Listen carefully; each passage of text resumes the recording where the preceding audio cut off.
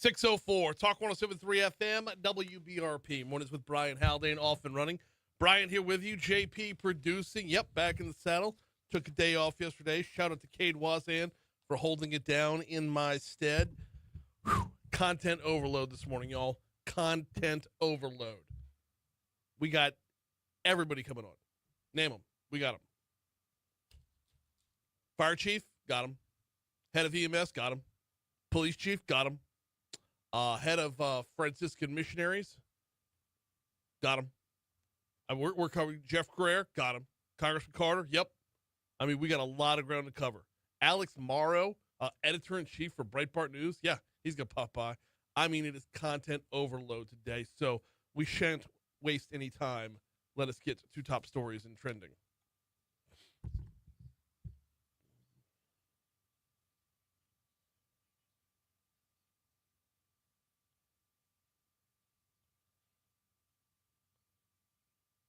Number 5.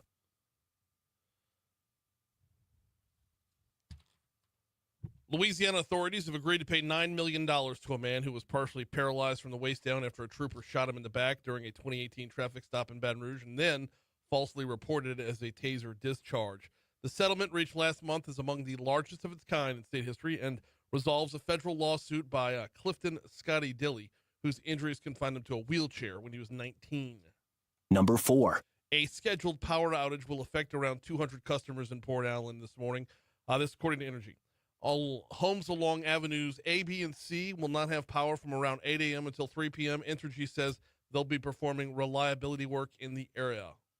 Number 3. Livingston Parish Sheriff's Office agents busted an alleged drug dealing network, leading to the arrest of 5 people and the seizure of more than 30 guns. Deputies said they picked up a tip about the people selling marijuana out of a unit of Cooper Creek Apartments. The tip named 49-year-old Trevor Sibley as the alleged leader of the operation. Also claimed Sibley's wife and sister were involved. In total, 5 people were arrested, and like we said, it was a whole bunch of drugs and 33 guns. Number 2. U.S. Secretary of Education Linda McMahon kicked off her Returning Education to the States tour on Monday at Jefferson Terrace Elementary School. McMahon embarked on the 50-state tour to hear from educators around the country about what is and isn't working in classrooms and to learn about national education needs. Louisiana was chosen as the first stop due to our recent chart climbing success in both reading and math. Number 1. Well, we got our 5th storm of the season, and looking like we're heading to our first big hurricane. Aaron is out there right now. Is Aaron going to be a problem for us? Well, too soon to tell. Probably not, but overall, too soon to tell. What are we looking at with Aaron? We are looking at, as of right now, a tropical storm that is, a tropical storm that is way, way across the Atlantic right now.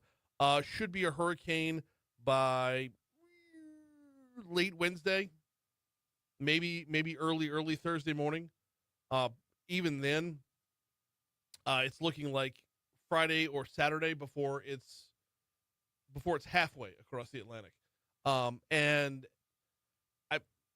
I'm not a licensed meteorologist, so I'm not going to try and predict the storm's path this far out.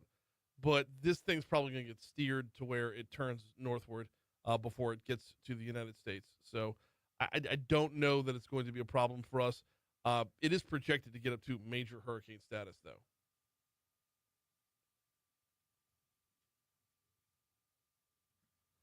Oh, what's trending, John? Tariffs, Brian. Tariffs are what's trending.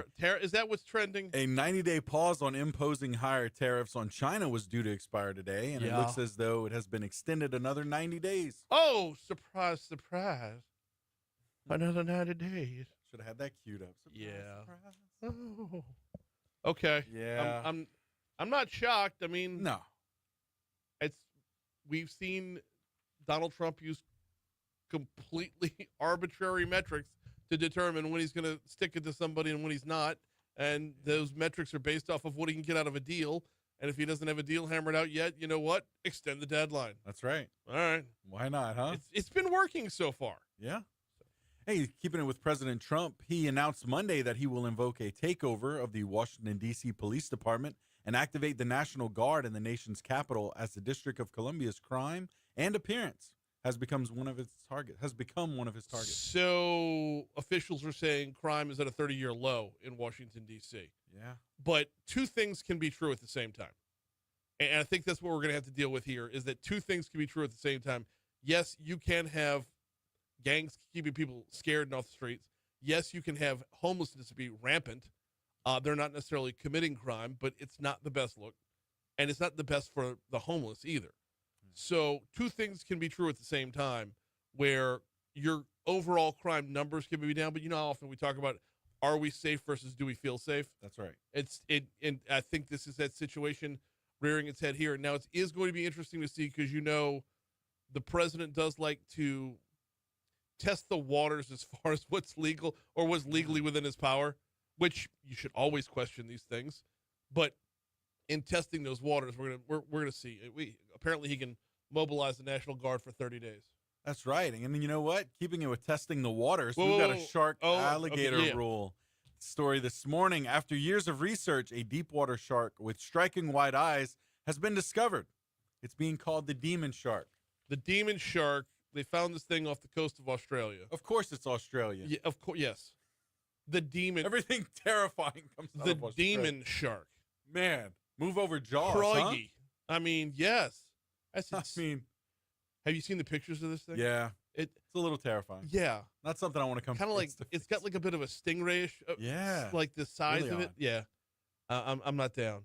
Hey, can we add one more trending story Yes, here? Because please. this is going to be the big thing all day. Please. what do you Taylor got? Swift dropped her 12th studio album. Wait, she did? Yeah. Man, I missed that. Yeah. What, it just came out of nowhere? Was I- it just a surprise drop? There was nothing. It was announced on our website after a countdown timer expired at 12:12 this morning. Oh, okay. So it is called The Life of a Showgirl. All right. Yeah. Breaking news there. Yeah. I'm going to have to find like A single or something. That's what I thought. A single would be. Yeah, hopefully something will be floating around. Maybe we'll have maybe I'm on and off with Taylor Swift. Yeah. It's Reputation was a good album. They had yeah, some bangers on that one. but like fatigue's a real thing. Oh, for sure. For sure. It's sometimes it's a bit much. Oh, indeed. I mean, she put out that what was the one The Folklore album? Is the that where one we're that had going? like 200 tracks on it. It's just Might have basically been Folklore. Taylor Swift. Her album was titled "Any Thought That's Ever Popped in My Head Ever." Yeah, I could get fatigued. So for sure. 612 Talk 107.3 FM. Quick break. We got a lot of sports to cover. We're just getting started. Quick break. Oh, before we take that break though, gotta remind you about the folks over at Breck. No, you know what? I'm looking at the clock. We need to stay on time. Give me John. I've run us back. I apologize. Breck.org is your home base right there online to get at everything you could find at Breck's parks and Breck's facilities. And when it all comes down to it, Breck's got to be, recreationally speaking, all things for all people. And that's one of the things I love about them is the fact that they can do so much. Was out at Highland Road Park for cross-country practice on Saturday morning. Had people playing pickleball inside and outside. You had kids running all over the playground equipment. Of course, every cross-country team in Baton Rouge was somewhere on the course, right? It's one of those examples of when you have those big Breck community parks, you have great examples of community. We're all getting out. We're all recreating amongst ourselves, and it's a beautiful thing. And if you want to learn more, hit up Breck.org. It's not just about getting out in the parks. There are so many different things that we could take part in, whether you're talking about adult leisure classes, you're talking about camping is an option over here, arts and culture. They've got plenty going on. Check it out, Breck.org.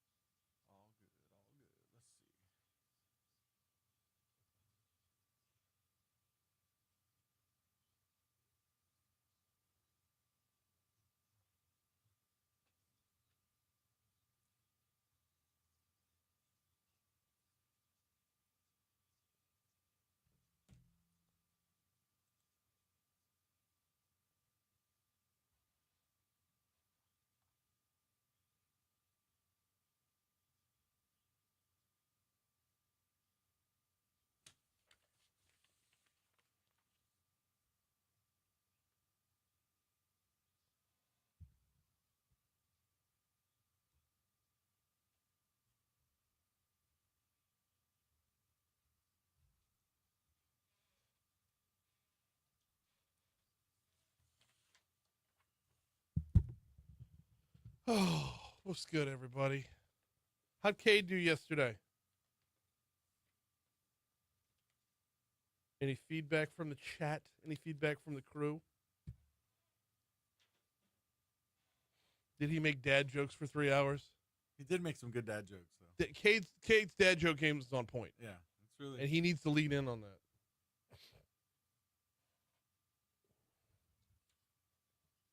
So yesterday was it was hip hop day. Yesterday, I guess the birth of hip hop was yesterday. Where what was the the DJ? Anyway, start off with 2 turntables. But anyway, and just he was quick about it, man. He Herc? was like Herc, yeah. Okay. That's what it was. Yeah. Yesterday was, the birth of hip hop. Interesting. All right. Well, So he was quick with it though, because he's like, hey, maybe my rap name could be Medicaid. And then he pitched that to Moon after, and I'm like, that was so quick. Like I didn't even. Yeah. Like, Awesome. It's good, man. It's good stuff. You know what else yesterday was? 35th anniversary of the release of Friends in Low Places. Wow, I missed that. I freaking missed that. Dang, 35 years. Yeah.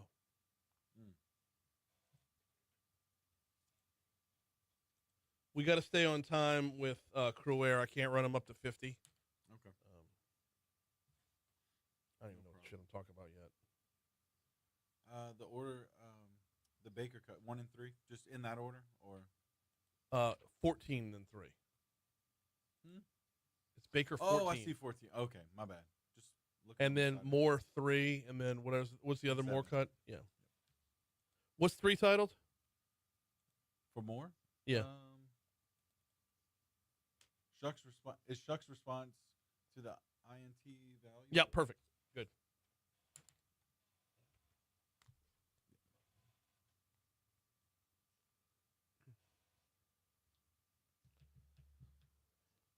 .617 Talk 107.3 FM WBRP mornings with Brian Haldane rolling right along 77 degrees in downtown Baton Rouge. Let's talk a little LSU football. Let's talk defense. A lot of room for improvement after the last few seasons. Well, there's a lot of new pieces to the puzzle this season. How are the new additions meshing? Well, here is defensive coordinator Blake Baker. Yeah, I felt really good about Harold Perkins last year. No, 14. We haven't lost a game yet, but this is one of the most fun defenses I've ever coached. It is a group of guys that are all pulling the rope in the same direction. And again, that came through the evaluation process, whether it be freshmen or portal guys. I think Coach Kelly has built a tremendous culture here, and those guys became one of us. It wasn't a mercenary here and a mercenary there. They all came together very, very quickly. And so it's been fun. It's an unselfish group. Okay, you heard that mention of Perkins at the beginning. Let's go back to that cut, because more than anything, I think Tiger fans are looking to get back to that freshman year Harold Perkins, that Harold Perkins of old. Yeah, I felt really good about Harold Perkins last year, and unfortunately got hurt. I think the most encouraging thing that I've seen is it never looked like he's had knee surgery. He's moving around very, very fluid. We're going to be smart with him according, to his reps and make sure that he's ready to go on the 30th.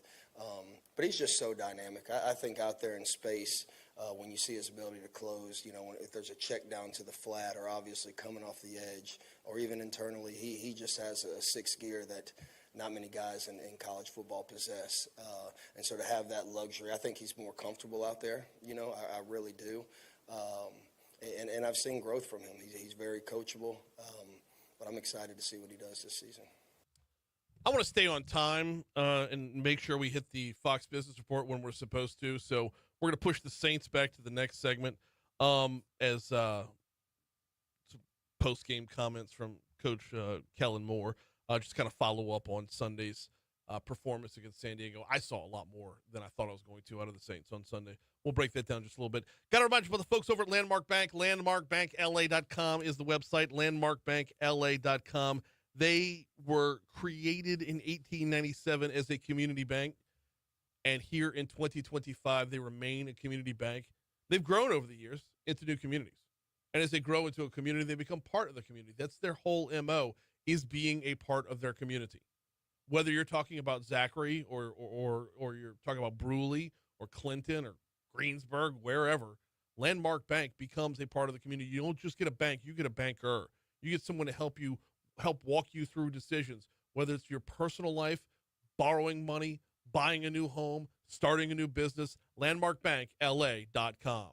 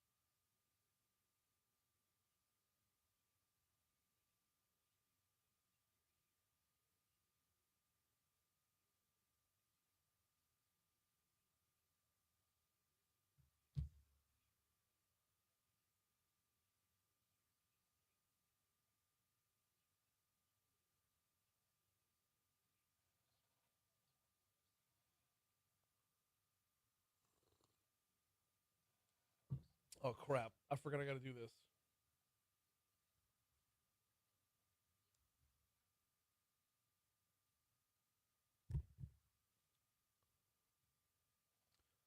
All right, let's head on back to the traffic center real quick, get a look at how things are going out there right now.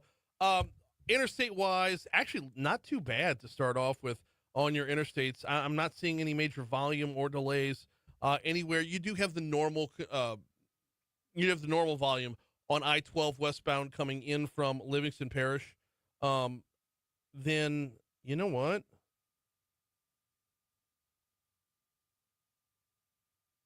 Actually, we're seeing more volume closer to O'Neill than Range Avenue. Range Avenue has its normal volume, but it picks up again by O'Neill.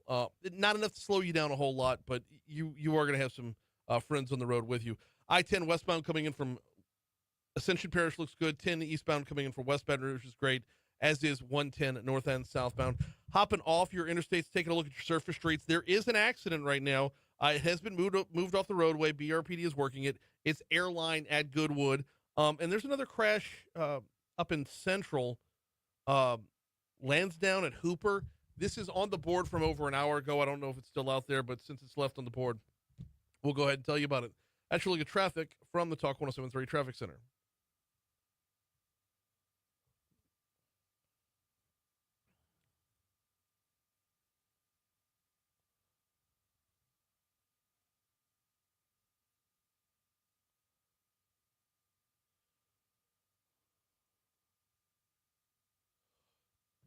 .624 Talk 107.3 FM WBRP. Mornings with Brian Haldane rolling right along. All right, we're going to spill over the sports here before we get to our next topic.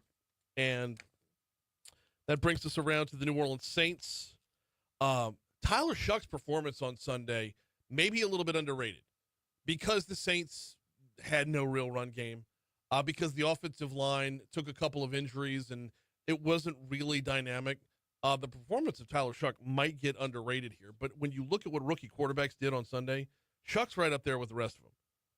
Stat line wise, we'll get to in just a second, but more than the individual stats, he had a pick six, and dude made a great play on the ball. Wasn't the best of throws, but dude made a great play on the ball, full extension, like he had a tuck and roll before getting up and running it in. It's not the pick six that I'm concerned with. It's how he bounced back, and that's what Coach Kellen Moore talked about as well. We want to create turnovers. We want to avoid those as best we can. But the way these guys respond is really, really critical to us because that's what's going to happen in this league as you go through these seasons. And so, I thought he did a great job. We'll learn from the interception. We'll learn from that one. We'll grow. But his response is really valuable. Now, as impressive as the touchdown drive, which came after the interception was, and even though it only netted a field goal, that 2-minute drill at the end of the first half, to me, was probably one of the bigger highlights of the day. Not the script you paint that say, hey, your first drive is going to be a 2-minute drive right before half, but just the way the series worked, that's what presented itself. I thought he just did a really good job. Just found completions, handled it really well, understood the situations, when we can use the sideline, when we can take completions, get in field position, even at the end, understanding that situation where we have no timeouts and, hey, we want to get a shot in the end zone, but if it's not there, we got to protect the field goal opportunity. I thought he did a really good job there. Boy, we stepped up in that pocket. Okay, the play before the field goal, when you could tell it was end zone or nothing, when he stepped up in the pocket, I thought he was going to take off and run and just kill the rest of the clock for the half. No, he stepped up and then immediately just chucked it for all he was worth just to get it out of bounds. He showed poise. He completed 68% of his passes, 165 yards overall, 1 tutty, 1 INT. For a rookie quarterback for his first time on an NFL field, I'll take it. I think there's room for this Saints team, provided everything sticks up front. If that offensive line can't get it together, then you forget all of it. I don't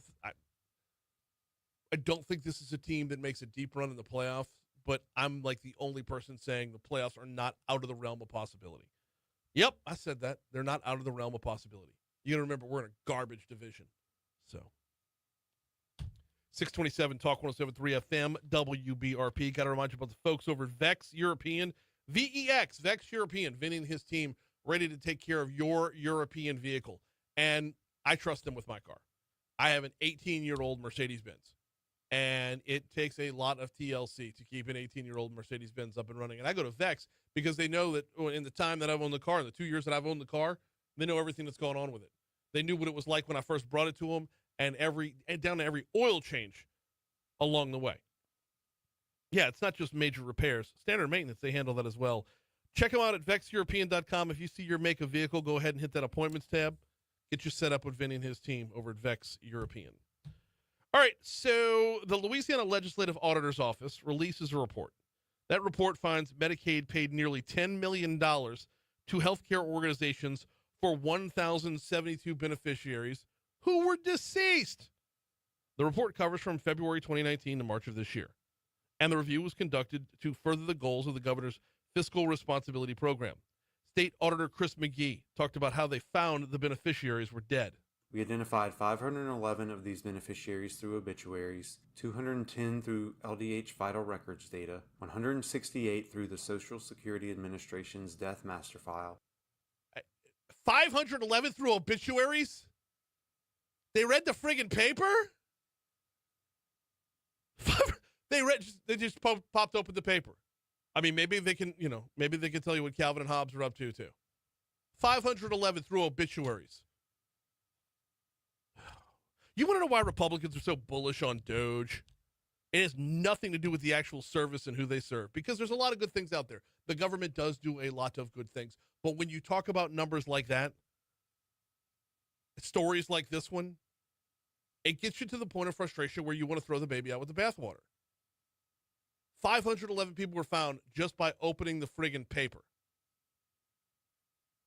1,070 people. They just opened the paper, turned the obituaries, and there you go. It reminds me of that scene from Major League where the new owner, Rachel Phelps, who wants to relocate the team, she hands the front office the rosters of who she wants to see invited to spring training?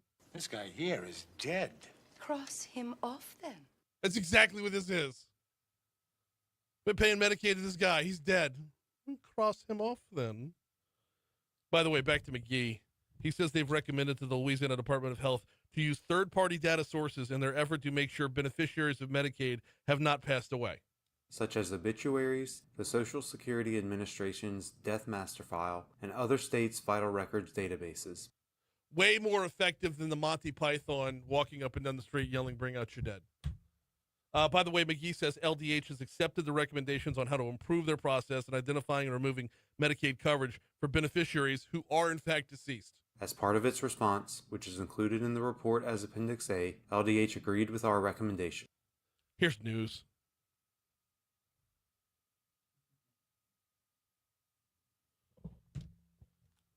Bring out your dead. I've never liked Monty Python. It's small doses. Yeah. Small doses. I can't sit there for. I'm actually with you on that. It's yeah. I can laugh real hard for a it's brief second, and then like the rest of it does nothing for me. It could be much. Yeah. But normally you say something like that, and people are like, "What? What do you mean?" It's like, that's why I've learned to keep my opinions to myself. I'm saying I don't like the Beatles. But it's like, I don't either. Crazy. That'll get you. A few songs. That's why I take a few jabs songs here and there. Of course. Right? Of course. But like overall, I don't give that like I don't get it. No, They're a boy band. I mean,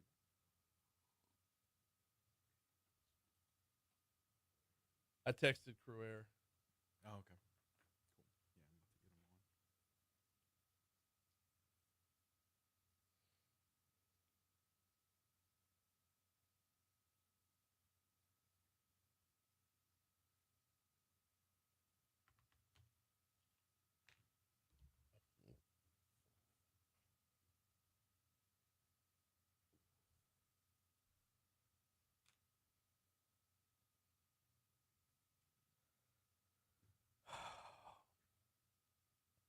I gotta get my promo sheet off the printer. I forgot about it. I'm not gonna promo a whole lot today because I gotta make good on my lives from yesterday because I didn't leave you recorded lives, and that's my fault. Joe Toomey.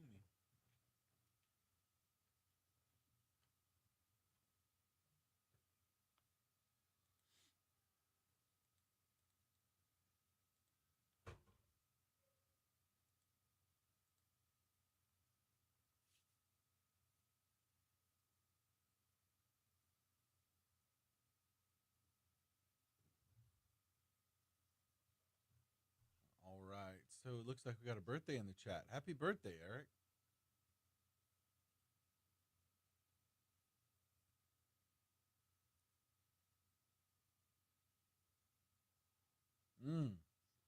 Great point, Debbie. How about taking the money back from the billing recipients they billed? Yeah. Exactly.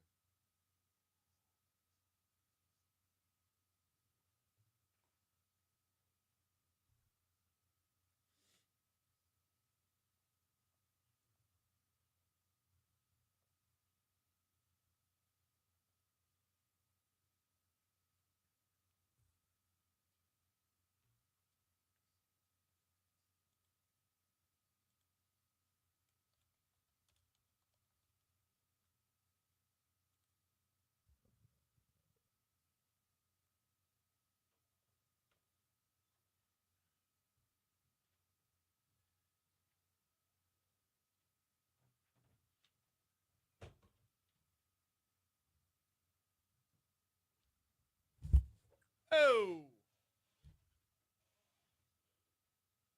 good morning, Christy.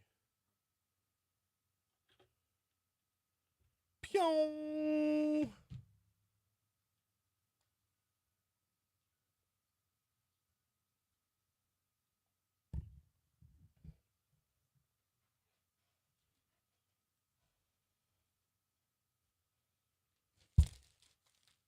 Hi, good morning, sir. This is John with Brian Haldane. Hey, looking to have you on here in just a few minutes. Good morning, sir.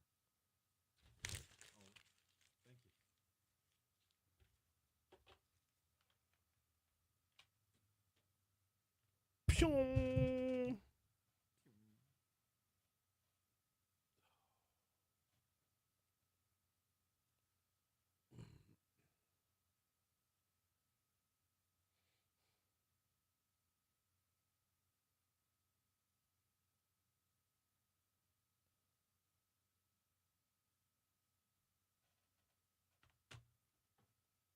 Speaking of the Beatles, like yesterday, I didn't report on it, but I saw that Kiss received a star on Hollywood Walk of Fame. So I'm like, a little overrated. I don't know. Maybe it's just me. Oh, definitely worthy of a star, though. Yeah, Yeah. but I'm torn. Like I get it. Rock and Roll All Night is awesome. Calling Yeah. Dr. Love is awesome. Yeah. Detroit Rock City is awesome. And I guess with the theatrics and everything, that was a Yeah. big deal. That was ahead of its time. And they were like everywhere. Lick It Up. Lick It Up was Yeah. pretty damn good. When that's when they took off the face paint. Yeah. Okay, I'll give them that. But I mean, like, I can name the same number of Kiss songs that I love that I can the Beatles. Yeah, And comparatively speaking, they shouldn't be in the same ballpark. but they are. Yeah. Not the same league, not even the same sport. No, Sorry, that was a little Pulp Fiction quote. no, but still, that's what made me think of it because the Beatles and then somehow Kiss is. Right. I don't know how I'd tie the two together, but that's because I'm not gonna lie. Like anything really, anytime I see anything with Gene Simmons, I'm like, I gotta stop and watch it. He's just Interesting cat. yeah.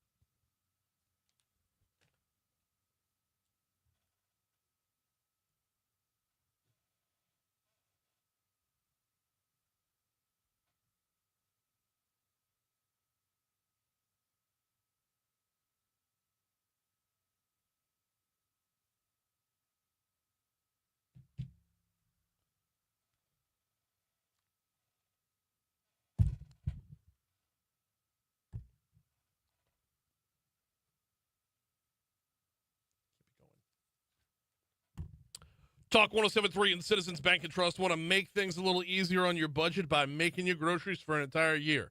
And even if you don't win the grand prize, we're awarding second chance prizes of $250 gift cards to High Neighbor Supermarkets. It's the free groceries for a year sweepstakes. Powered by Citizens Bank and Trust, High Neighbor, and Talk 1073. Register now at talk1073.com. Time for us to head down New Orleans way. We got Jeff Crouere, host of Ringside Politics, on the hotline. Jeff, how are you this morning, man? Hey, good morning, Brian. Doing great. Glad to have you on. We got a lot to talk about this morning. I want to, if we could, please, I would like to start with the anniversary of Katrina is just around the corner.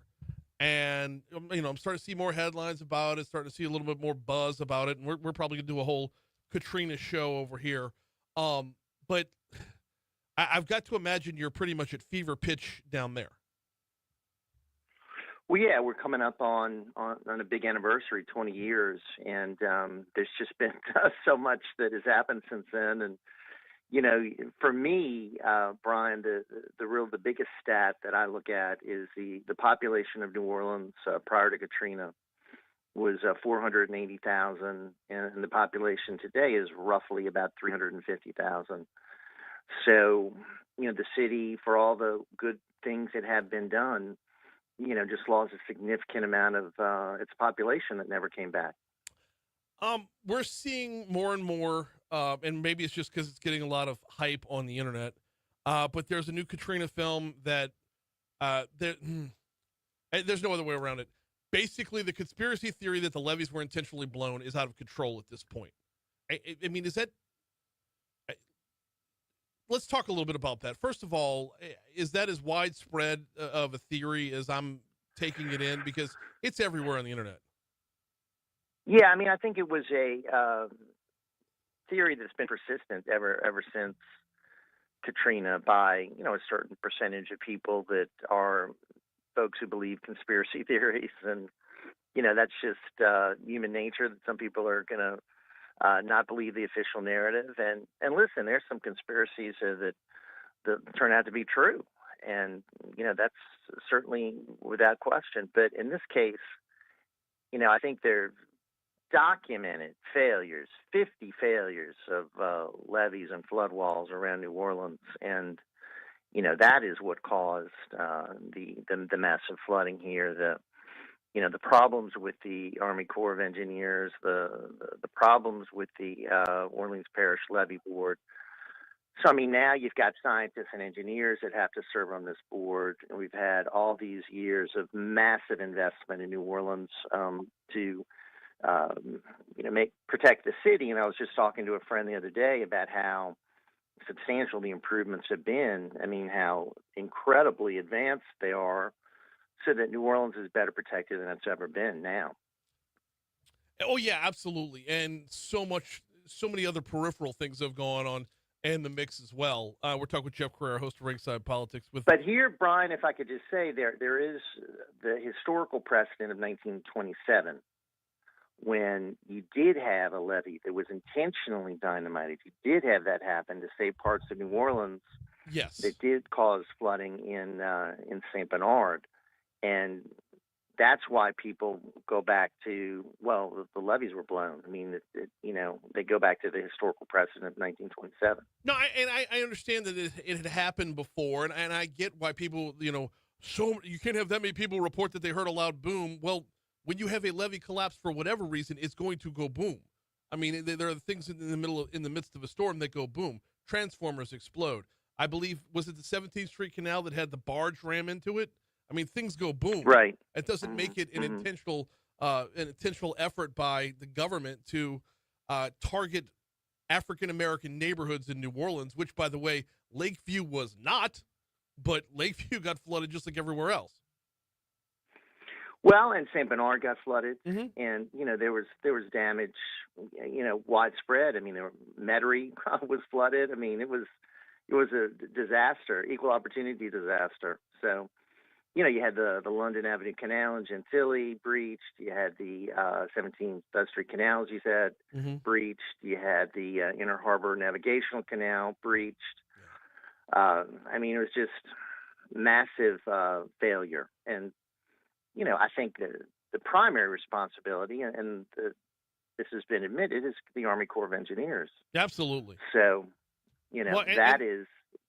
that's where you have to really point the finger of blame. But, I also think the Orleans Parish Levee Board was, filled with politicos and not scientists, not people that were, fit for that position. So that has all been changed. So much has been done to make sure this kind of thing doesn't happen again. And we did well during, Ida.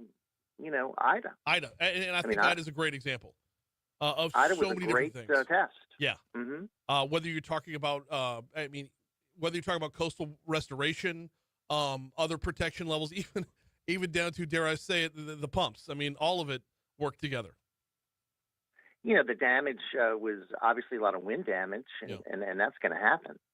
But we didn't have the kind of flooding damage that was the real devastating part of Katrina when, the storm passed and people thought we were, through with the worst, and then you had all of these breaches.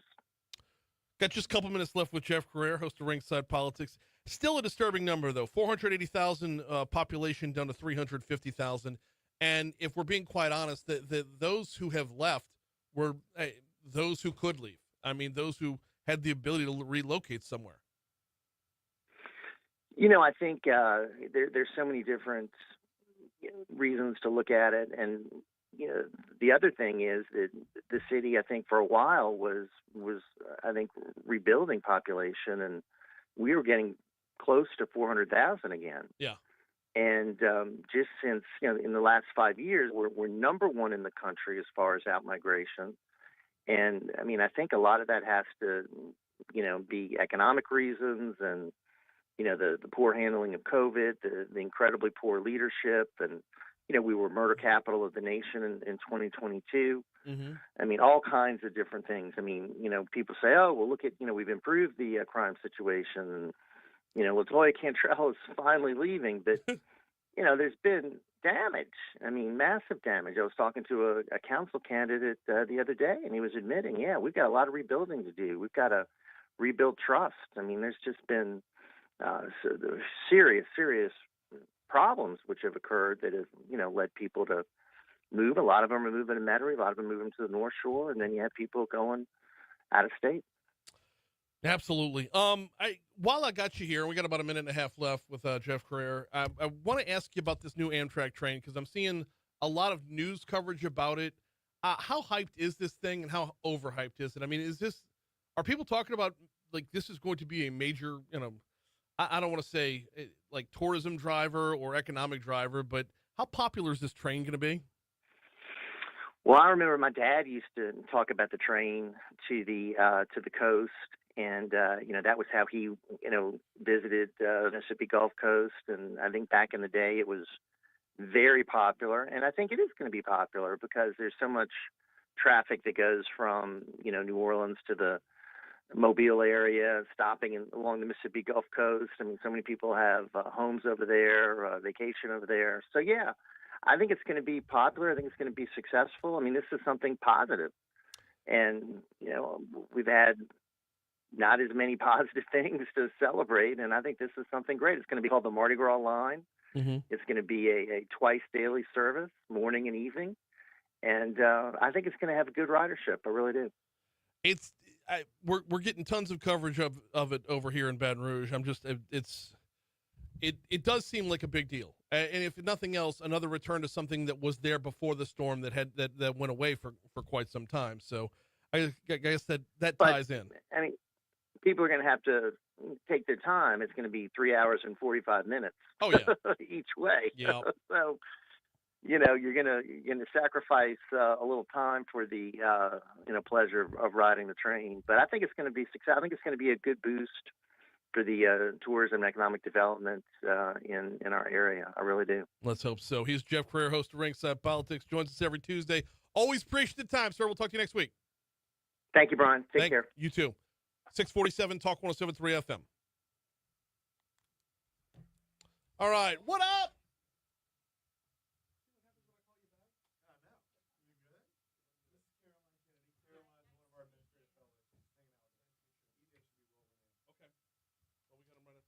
How are you this morning? Doing well. No, right here. Where? Right here. I'm gonna move over to this one. Oh, okay. What's EJ's title? President of FMLL. That's what I thought. Okay. President, CEO, president. We're always on Facebook. Yeah, we're always on Facebook Live, so no hot mics.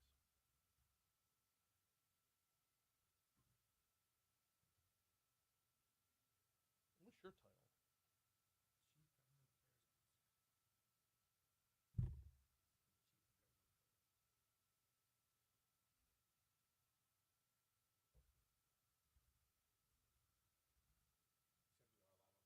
Yeah, but I mean, we're not. The mics aren't hot right now, but we're visible. There he is.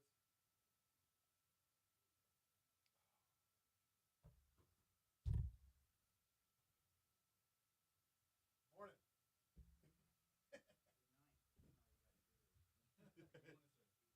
Coffee, lots of it. All right, Brian.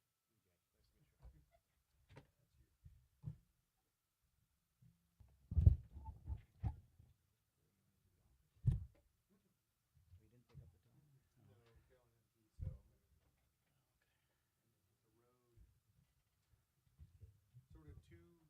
Yeah, I've got y'all. Two what? 2 10s? It's more like 2 8s, but yeah. Follow your lead.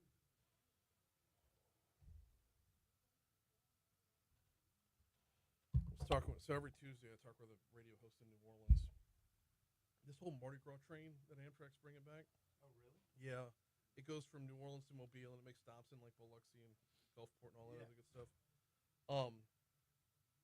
They're all hyping it like it's going to be great to bring people in. I think it's going to have the opposite effect. It's going to okay. There's a black hole. There's a black hole in Fairhope, Alabama, right? Like anybody who goes to Fairhope just disappears forever. They stay. Nobody comes back from Fairhope. Right. It's just, we went. Now we're moving. We found a condo. Like I think this train is going to give people an excuse to move to Fairhope. Get on the train and never come back. They got to Fairhope and they stayed. They'll come back to visit on the train. Right. Yeah, but they're not going to live here anymore. Taxes, Right. They're not.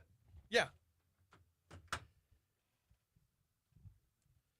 We got a money report, and then 2 minutes and then we're up. You bet. Oh shoot, I missed your text. Where's the studio? I do love my ability to open the door from right here. Oh, that's awesome. Yeah. That's great. Yeah. Well, so if I don't have it coordinated, like, because not a lot of people understand that side door right there is the way to go in. Like that's right.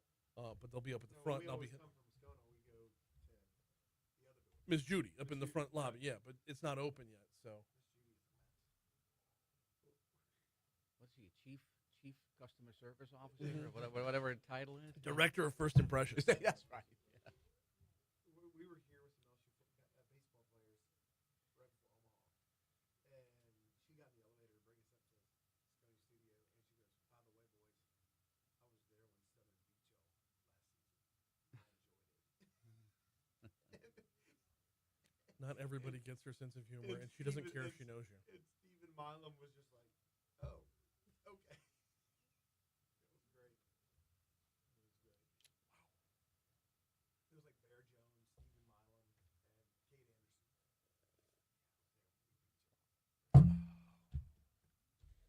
I needed to get Kate on the show while he was here. That's not every day I get a fellow St. Paul's alum rolling through town. Right. Good guy, too. Wow. That's what I've heard. Yeah. Hopefully, like Skeens, he'll be back quite a bit. Yeah. I think local guy. How long have you been here? At Guarantee? Yeah, doing this show. On and off since 2011. I was here from 2011 to 2014. When they sold the insurance company, they let me go. I was the only one whose contract had expired, so it was convenient. They brought me back in 2017. Okay. I've been doing the show in its current format since 2019. When did Gallagher and Profita? 2019. Okay. They were tax day 2019 of all things. Nice. Yeah.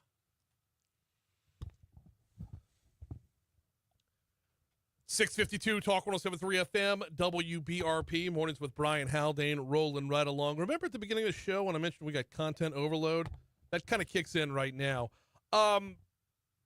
You've seen the headlines, you've seen the stories. Our Lady of the Lake potentially is still potential throwing their name behind a new LSU arena.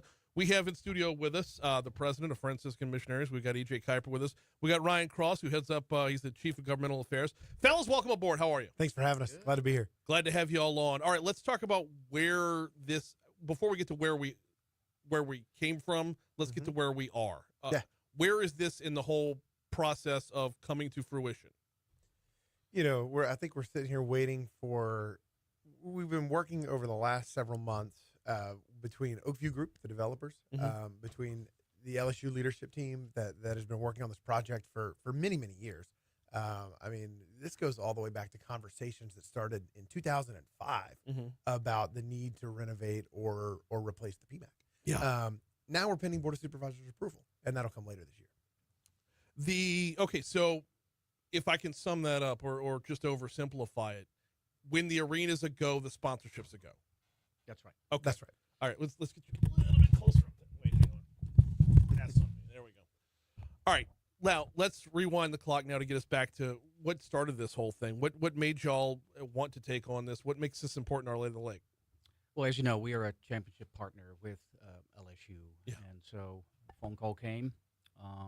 We'd heard about the discussions with a variety of developers, and LSU asked if we wanted to be an anchor investor in that project. And given our great partnership, we said yes. So, I mean, this isn't out of nowhere. This is just the next step in a relationship. Yeah, we view it as an extension of a partnership that's already been mutually beneficial for 3 years now. Yeah, I mean, and the Lakes relationship with LSU goes all the way back more than a decade to post-Katrina when the medical residents came up from New Orleans and started training inside Our Lady of the Lake. Yeah. To 2013 when Earl K. Long shut down. We broke down that two-tiered system of healthcare that had plagued Louisiana and especially Baton Rouge for far too long. and the investments that have been made between Our Lady of the Lake and LSU in workforce development and medical research and innovation in establishing exceptional care here in Baton Rouge, whether it's cardiovascular, cancer, neurology, all of the life-saving care provided at the trauma center every single day. That stems out of that partnership between Louisiana's flagship at LSU and Louisiana's premier healthcare institution in FMOL and Our Lady of the Lake. I mean, don't forget COVID. Right. I mean, it was Dr. Katie O'Neill who was pivotal. Our Lady of the Lake's Dr. O'Neill, who was pivotal in getting the guys back on the field in a safe way amidst the global pandemic. The savior of college football. Absolutely. You know, I mean, we played college football that fall because of the incredible work that she and the other medical teams did across the SEC. She's now, advising the SEC as well as doing her work with us and LSU.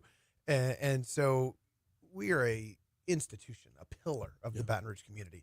And it took all of 2 seconds for us to decide that this was an important project, transformational economic development project for the community. I mean, really, when you rewind the clock, it gets a lot more obvious, doesn't it? It does.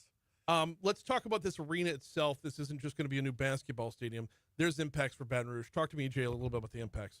Yeah, it's going to be a multifunctional arena. So obviously it's going to be great, state-of-the-art sports arena for the men's and women's basketball team, gymnastics. But this also will give us the ability to bring in concerts into Baton Rouge. And as you know, that's been a struggle. As arenas have evolved and the way equipment is set up for these bands that come in, you really need to have up-to-date arenas, and we just don't have that in this town. So this will help tremendously, like Ryan just said, transform this community and bring a lot of economic development.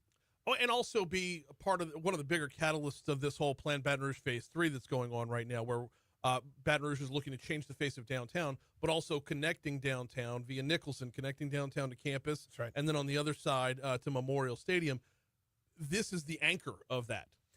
And look, for those of us that have been in the Baton Rouge community for decades, we've been talking about how we revitalize downtown, how we could better connect LSU to downtown for decades. And we've never had that first domino really fall that could catalyze that development. And this arena is that domino. Is it too soon to start talking about beyond the arena?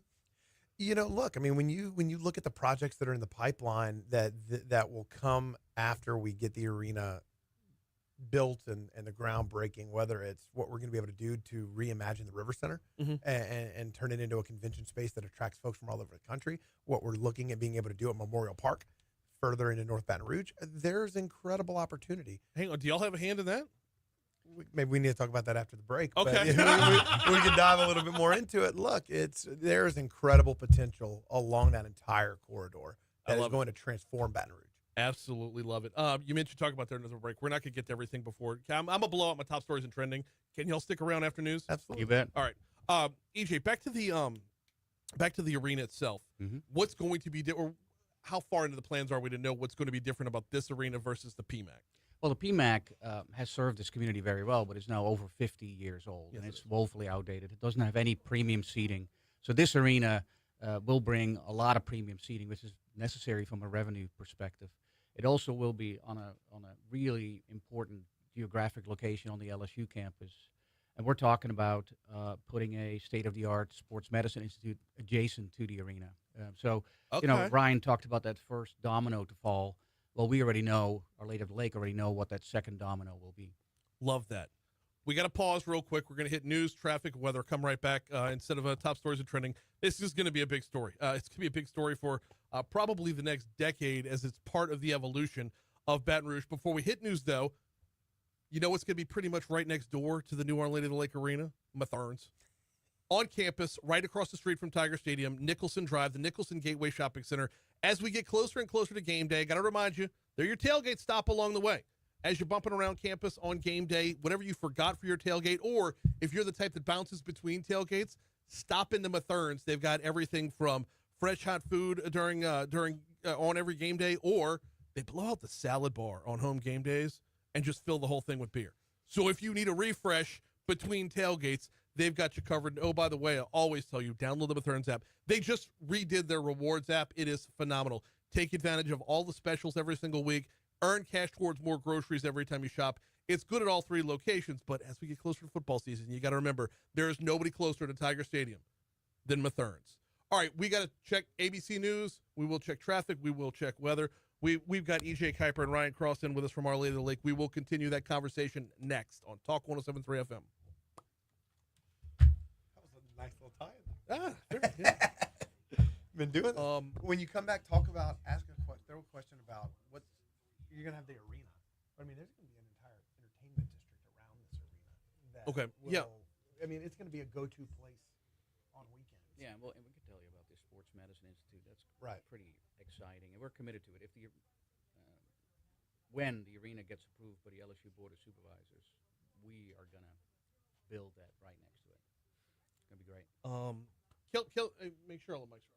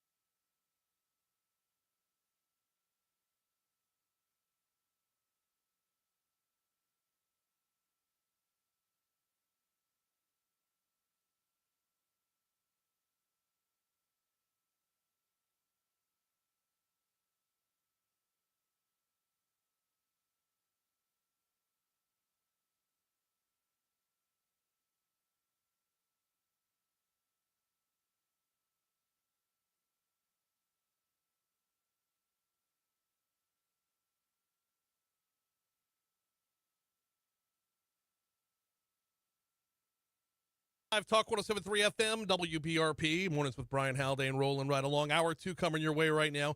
Brian here with you, JP producing, and like I said, going into the top of the hour, we're blowing out top stories and trending. We got a busy hour this hour. Fire Chief Mike Kimble, Chris Landry from EMS, they're going to be in on our next segment. Baton Rouge Police Chief TJ Morse, 7:35. Right now, though, we're diving back into the topic we're covering, and that is Our Lady of the Lake throwing their name behind a new LSU arena. We've got EJ Kuiper and Ryan Cross in with us. All right, guys, thanks. First of all, thanks for sticking around a little bit longer. I appreciate that. We've got more ground to cover here. EJ, you alluded to, or mentioned, I should say, a sports medicine complex overall. What's this footprint going to look like, and what's this going to entail? Well, we're looking at probably about 10 acres.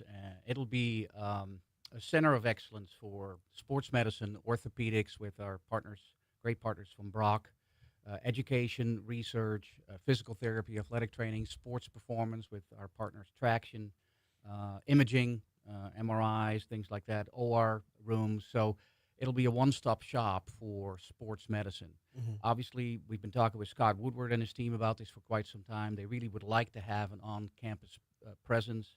But this is going to be for the community as a whole. It's going to be really, really nice. And we'll do that at the same time as the arena going up. Geographically speaking, where exactly are we looking here? Well, the arena has not been finalized, right. And LSU obviously still has some decisions to make. But it'll be right off of Nicholson. Off of Nicholson, but as we look at it, I'm assuming to the Tigerland side of Alec Box.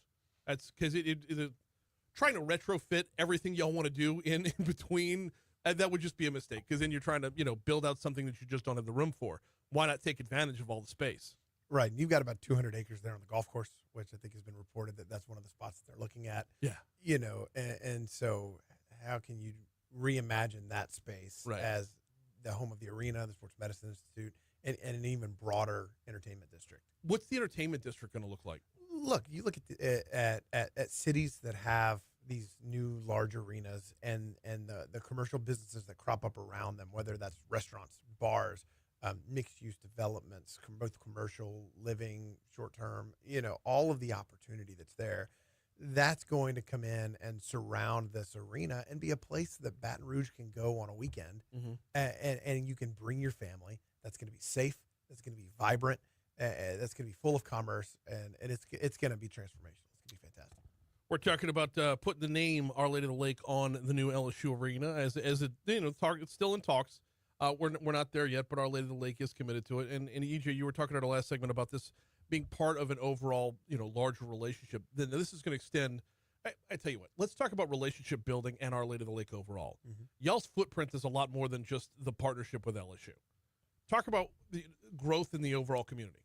Yeah, you're absolutely right. This investment in the arena is an important one, but the Health System Board this year alone has approved $250 million in capital projects. Now, a lot of that is going to happen in Baton Rouge. A new ED for Our Lady of the Lake, a new medical office building for St. Elizabeth's in Gonzales. We're putting inpatient beds in Livingston. We have a behavioral health center called the TAW Center that we're going to put a lot of money in. We have a nursing home right where the sisters live that we're going to remodel. So close to $200 million in investment in this community, over $250 million across Louisiana and Mississippi. I mean, that it's an expanding footprint to be sure, but one that over the next couple of years we're going to see some visible change. Absolutely, and look, the health system is an incredible economic driver. Mm-hmm. For not only the state of Louisiana, but here in Baton Rouge, we employ almost 20,000 people across the health system in almost all of the communities where we serve. We're the largest private employer, if not the largest employer. The economic impact, we've conducted studies here in Baton Rouge, an economic impact of almost $2 billion per year back to the state of Louisiana economy. So when you look at every dollar that is invested in Our Lady of the Lake from the state of Louisiana is returned back fivefold back into the economy. So the investments that we're making back into this community, whether it's through these projects EJ just talked about or through the arena, are going to reap an economic benefit, lead to job creation, lead to a better quality of life, which is going to impact the health and vibrancy of our community. So the proposed name is just Our Lady of the Lake Arena. That's right. Okay, you know every arena, once they have its name, it gets its secondary name. Like the Smoothie King Center becomes the Nest. Look, going to the lake is going to have Is it mixed already built meanings, in? right? It's going to be built in right there. It's just the lake. We have copyrighted that name. Okay. All right. It's just as I know every stadium gets a nickname, and you got to hope the team's doing well, right? You got because we don't want this being called the emergency room, to be sure. The lake is it's too simple. It's too perfect. It's got to hit. Back to overall talks. Do we know how far down the road we actually are?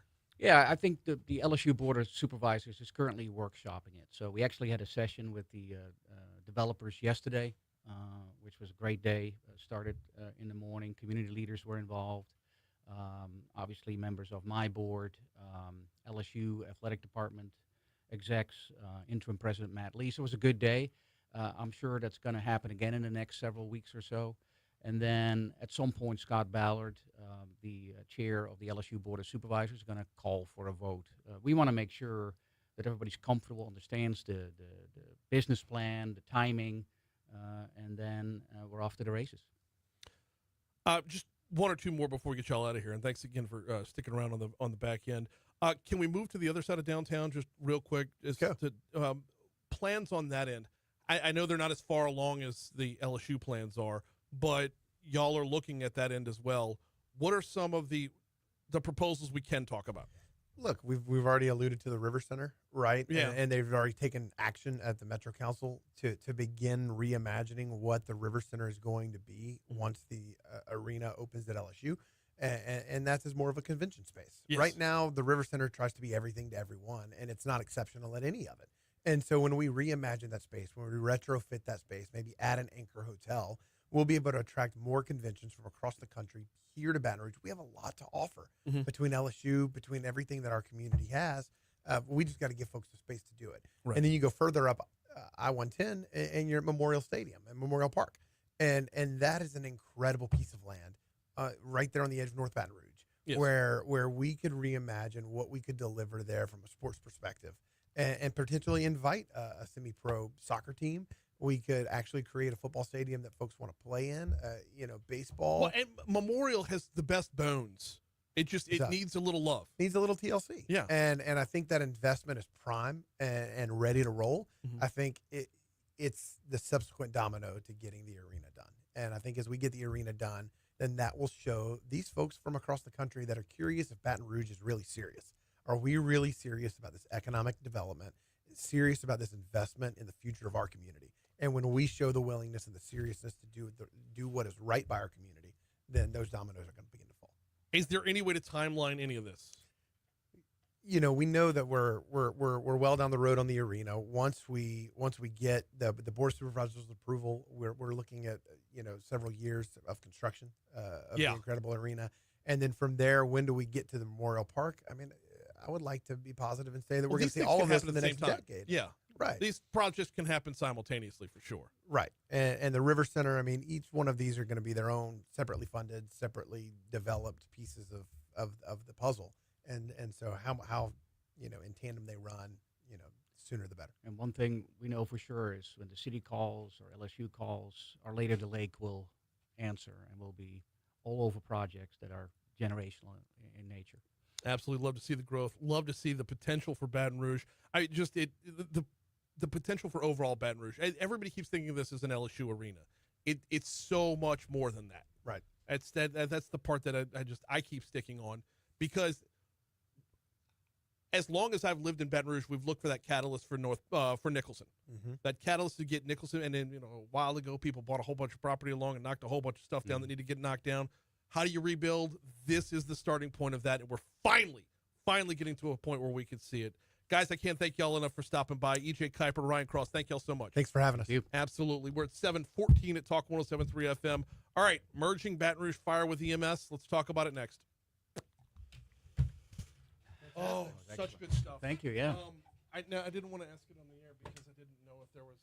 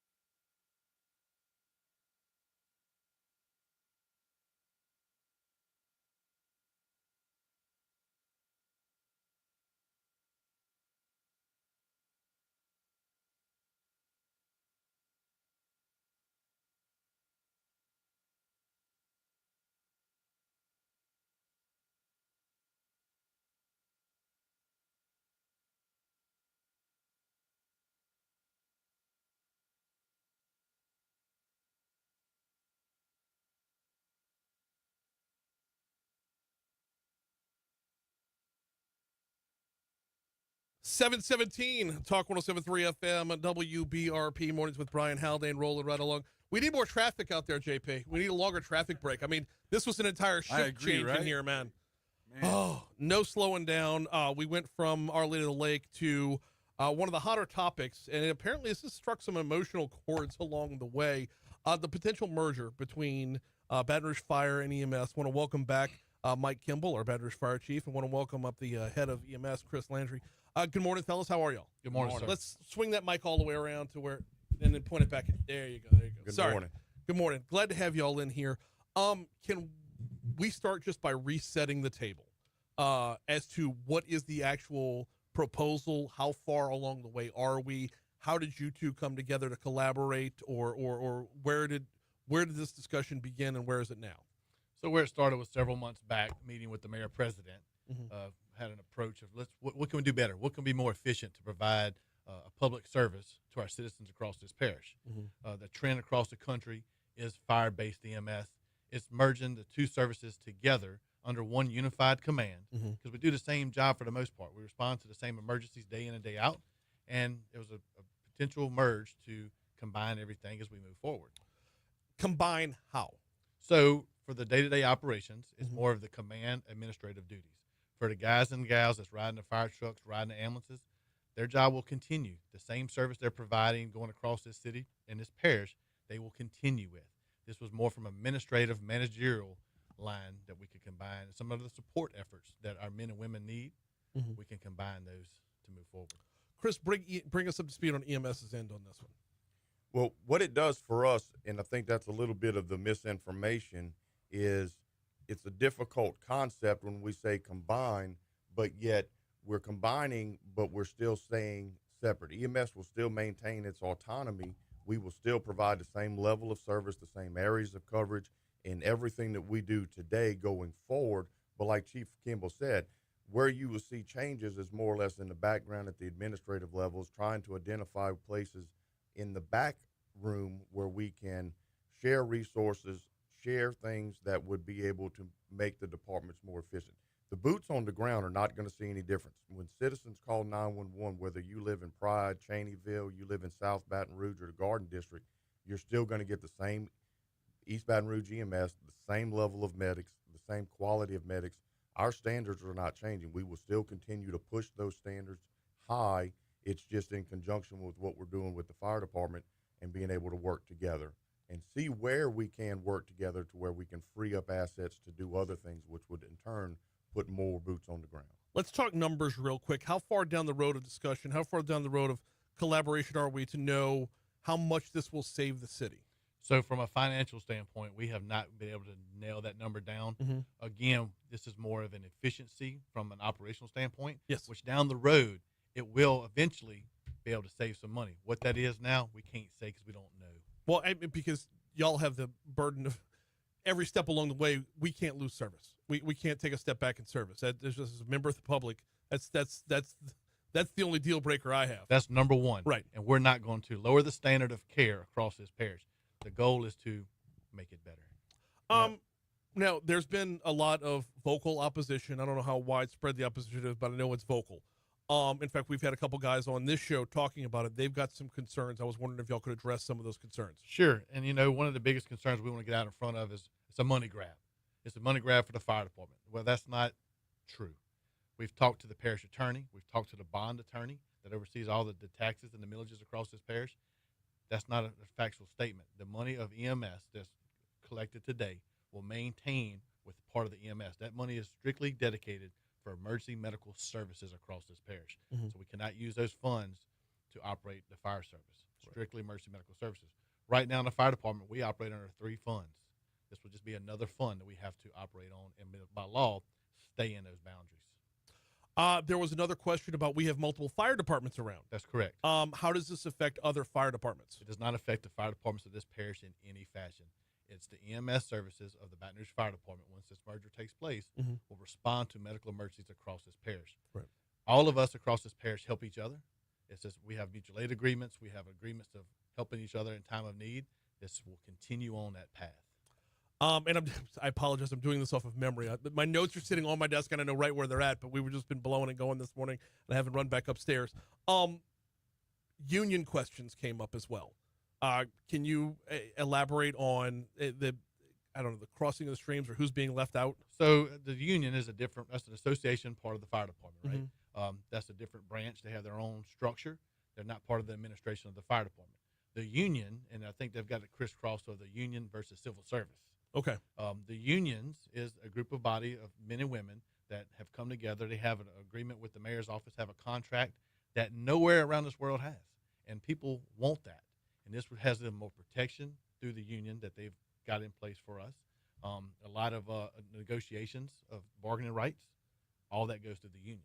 From the civil service side is bound by Constitution, state law, right? We can't just go in and change a job description. We had to have the folks at the state capitol change that for us. So in return, by being part of the fire and police civil service, gives the men and women of the EMS division more protection. Talk about that, Chris. That y'all would be not folded under, but opened up to. Right, because currently there's only two options if you work for the city. You either work for the municipal city side, which has its own set of civil service protections and rules, but you have to follow everything that every employee in city parish. Us as first responders, we typically are kind of in that middle zone where we're a city employee, but we always and have never really been treated like true public service entity.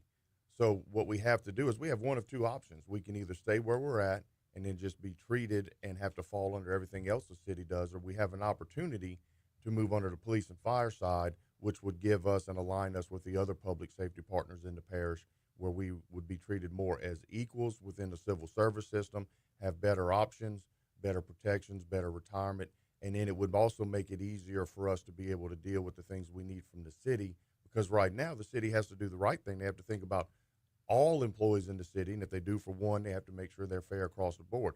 This puts us on a more level playing field with apples and not oranges. So it would actually be better for our staff. What does it do for recruitment? For recruitment, it gives us multiple things. We know that our pay needs to be increased significantly. We have a fourfold deal with our pay. It affects our recruiting, our retention, our succession planning, and along with our morale. We know that that's number one.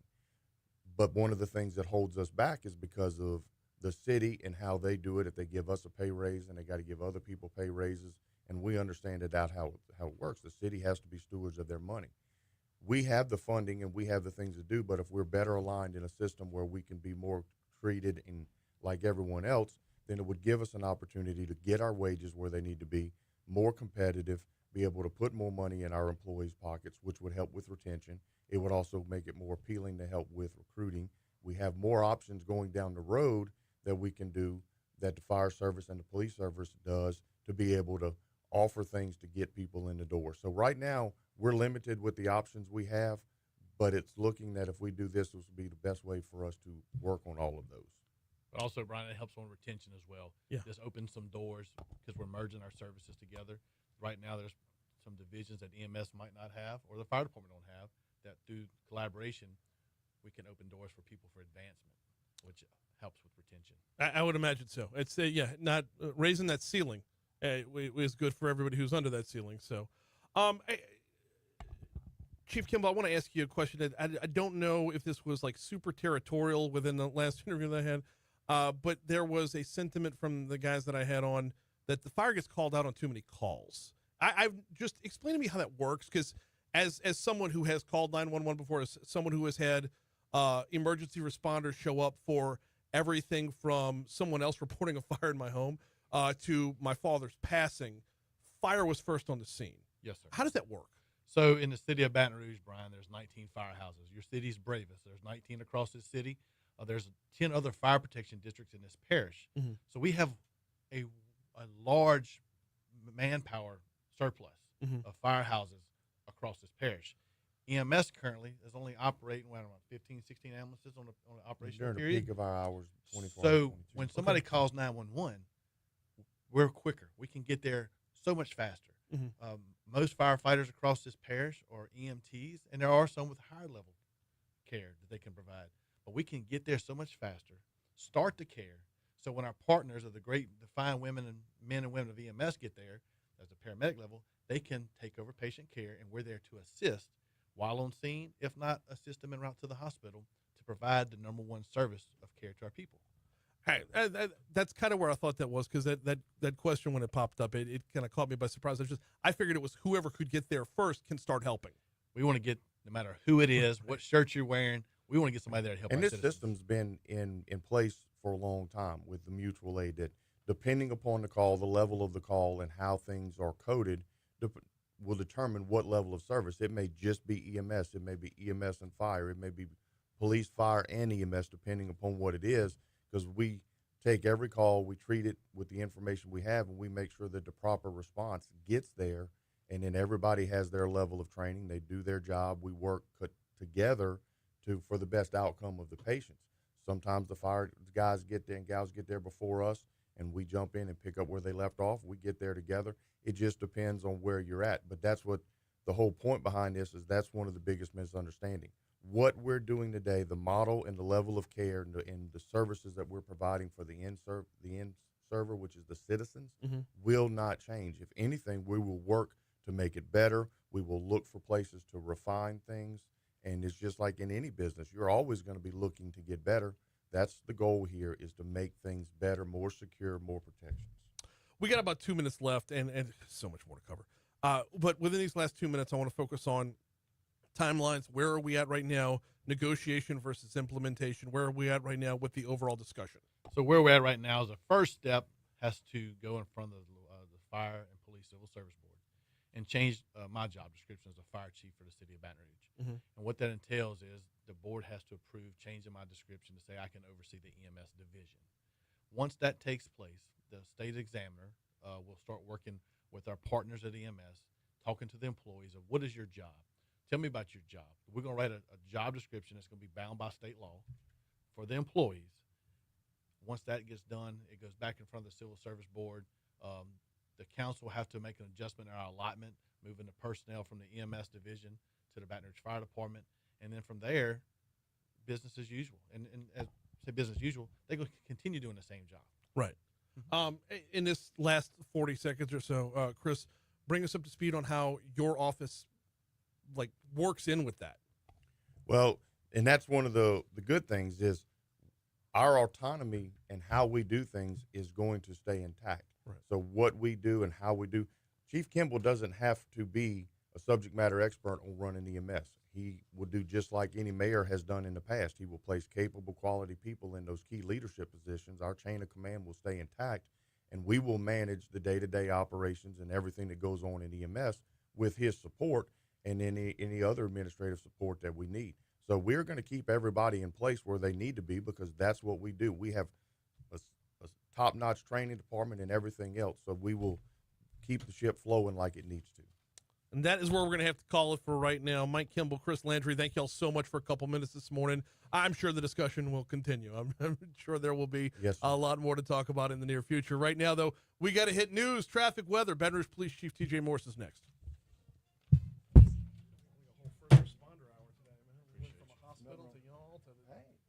We're busy. Meanwhile, my phone just keeps buzzing, and I know that's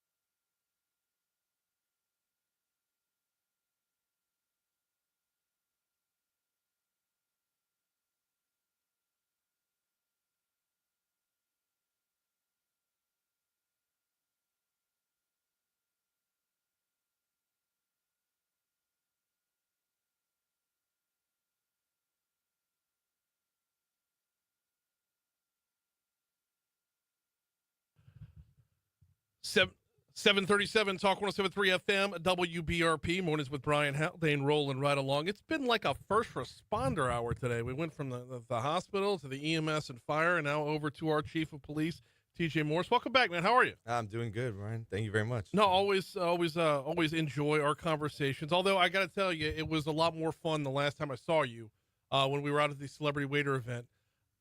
Kind of almost had matching wigs. I mean, yeah, that was a fun event. It was good to dress up and be out there, raise money for that great cause. It was. I didn't recognize you at all. That was yeah. We had a lot of fun and a lot of money raised that night. So always good to step out of the studio for a little while too. We got a lot of business to tend to, and I would be remiss if I didn't start with what's weighing heavily on Baton Rouge's collective hearts right now. Yes, sir. And that would be the passing of Sergeant Eisworth. Let's just talk a little bit about the man. Yeah, so Caleb, great guy, 23-year veteran of the Baton Rouge Police Department, 12-year-old daughter, married, great parents. I got to spend a lot of time with him over the last 7 weeks. He fought hard for 49 days, but unfortunately his body just was too broken and too beat up, and he was not able to overcome the severe injuries from being intentionally ran over by a hateful person. The 49-day battle right there. It had what's so to me so hard about it is there were so many ups and downs along the way. I mean, he lost his legs, but then his vitals improved after that. Like, walk me through that. Just I know it's tough, but that roller coaster alongside the family. Yeah, I think that's a good way to describe it. Was the roller coaster, because getting reports and being at the hospital, we were getting better, getting worse, getting better, getting worse, and then just a week and a half ago or so, they had taken him off some of the sedation meds, and he was responding a little bit. So there's a lot of hope. He was able to respond to his wife and daughter and some other people in the room, and I was in the room. But then it just started dropping off again very suddenly, and the family was forced to make a very difficult decision about his quality of life. This is and you were telling me during the break, we're looking for finalization of services probably by the end of the day, if not tomorrow. Yes, sir. We're of course going to do our best to honor him, honor his family, with a great funeral service. Hopefully, I'll be able to announce that tonight or tomorrow morning. We're looking at probably Saturday, but we're going to definitely let the community know for anybody that wants to come and show up to show their support, either at the funeral or just at the procession afterwards. I mean, yeah, and I'm certain Baton Rouge will respond in kind, because I mean, you're talking about, from everything I've heard, just a complete, like, when you look up the definition of hero, this dude fills it. Yeah, for sure. Like I said, loved hunting, loved LSU sports, made such an impact in so many people's lives. The great thing, if you can look at a silver lining, is just the family coming together, Baton Rouge Police Department family, the first responder family, seeing Chief Kimble and Chris Landry, everybody coming together, all their support, and then the community of Baton Rouge. Such an outpouring from across the country of people just giving their sympathies and condolences and support. When we see events like this, management of morale versus temper, what is that like as the chief of police? Yeah, so definitely checking in on the guys and girls of the department. It's not normal, right? To Sunday we had men and women out serving the city working, and they start finding out through their phones, and we do a radio call over the dispatch, and they have to hear that news, process it, and then immediately go help the next person, right? The next service call. So definitely trying to check in. Of course, the motor division, his brother's there at the motor division, who we work closely with every day, but then the entire department. A lot of emotions, from sadness to anger to guilt, that we have to process and get them the counseling and the help that they may not think that they need, but we need to give to them. You and I have talked about this, a little bit about mental health in the past, and this is something you take very, very seriously for your department. Yes, sir, for sure. I was never kind of in administration. I was always kind of a street cop, and so I've been through a few things myself, and so I know that importance in my time in training, that we got to be proactive about checking on people's mental health and letting them know it's okay to feel the way they feel, and giving them outlets to express that healthily. We're talking with Baton Rouge Police Chief TJ Morse. Obviously, the passing of Sergeant Eisworth is the big news of not just the day or the week, but for some time, because it's one that's going to hurt for a while. That being said, though, what's the response been like within the department as far as, I don't want to say rallying, it's not the right word, but just that coming together? Yeah, of course, everybody coming together, checking on each other, everybody being there for the family, everybody checking on each other. We got so much going on. We got officers that are still recovering from surgeries, from bad wrecks, and other medical issues, and officer whose house burned down. So we got so many things going on inside the department, and it's good to see us looking out for each other. In times like this, you just get to see it and show it that, hey, we know that we put our lives on the line every day, but to know that our families are going to be taken care of if something does happen to us, you get to see that part of it as well. Is Sergeant Ellsworth the first to fall in the line of duty since you've taken over? He is, yes, sir. I was able to go to Washington, D.C. to honor some other officers when I first took over that had previously passed, but first in my tenure. Yeah, and it definitely hits a little different. 13th officer for Baton Rouge Police Department killed in the line of duty since I became an officer in early 2003, but this one definitely hits different. Yeah, I was thinking back to last year's Crime Stoppers luncheon and how they honor the fallen. And last year we had a blank slate, and it was a beautiful thing. Yes, and that's going to be different this year. Yes, sir. We'll of course have the news on the arrangements as they become more formal. We've got our Baton Rouge Police Chief TJ Morse with us. We do have a couple of other items to cover here, and I find it hard to transition out of this, but at the same time, we're on the back end of summer with school coming back in. Chief Morse, as we've seen traditionally in Baton Rouge, there's been a summer spike in crime. Whether you're talking about petty crime, theft, whatever, there's always been a spike. I could tell you in my subdivision, that didn't happen this year. I don't know how that relates in other parts of Baton Rouge, but did we see a summer spike this year? No, we really haven't. I think it, again, I got to give all the praise and the good jobs to the men and women in the Baton Rouge Police Department who are stepping up, doing more with less. 150 officers short right now, but they really are being intentional about their patrols, about where they're doing and responding to our stats and our target areas. And it is traditional that we see a spike in burglaries and things like that, and even shootings over the summer. But as we stand right now, we're 30% down for the year in shootings. We had a little bit of an uptick with some double homicides, 2 different incidents where 2 people were killed. But other than that, burglaries, robberies, all those categories, we are down for the summer. We've been very intentional about some of our partnerships. We're excited to announce in a couple of weeks as those wrap up on some joint press conferences, some things that we did do, and be able to share that with the public in a couple of weeks to try to really go after some of our more violent offenders and just have more police presence out there. What does back to school look like? Just transitioning from, I know this, y'all are covering the city every single day, but there's, fewer idle hands right about now as school gets back in. Yeah, so it was exciting to go out last week and give some high fives and stuff to the kids, getting on the school bus. It was great going to Capitol Elementary over there in Gus Young. It was my old stomping grounds where I worked when I was first district officer. So getting over there and saying hi to the kids. We really just trying to remind people about the school zones, paying attention to our school crossing guards who, little silent heroes. I don't think they get enough credit for what they do out there in the rain and the heat, making sure the kids cross the street safely. So paying attention to them, paying attention to the school zones. We're going to have officers out there enforcing those traffic laws and, laws about not having phones in your hands, especially when you're in the school zone. So we're going to be out there reminding people of that as well. No, I got to tell you, the crossing guard. So just personal aside, I hear a whistle from a crossing guard. I tighten up quicker than if I see blue lights in my rearview mirror. I hear that whistle, I feel scolded. Yes. I knew I was doing wrong, right? And even if I wasn't, then, still tighten up very, very quickly. Our crossing guards are definitely undervalued for what they do, and we're trying to look at some ways to get them some more money. A lot of times they're retired and second careers and stuff like that, and they do a really good job. Oh, lead with their hearts, always. Yes, very, very much so. Now, along with school getting back in, that's going to mean a number of things as well.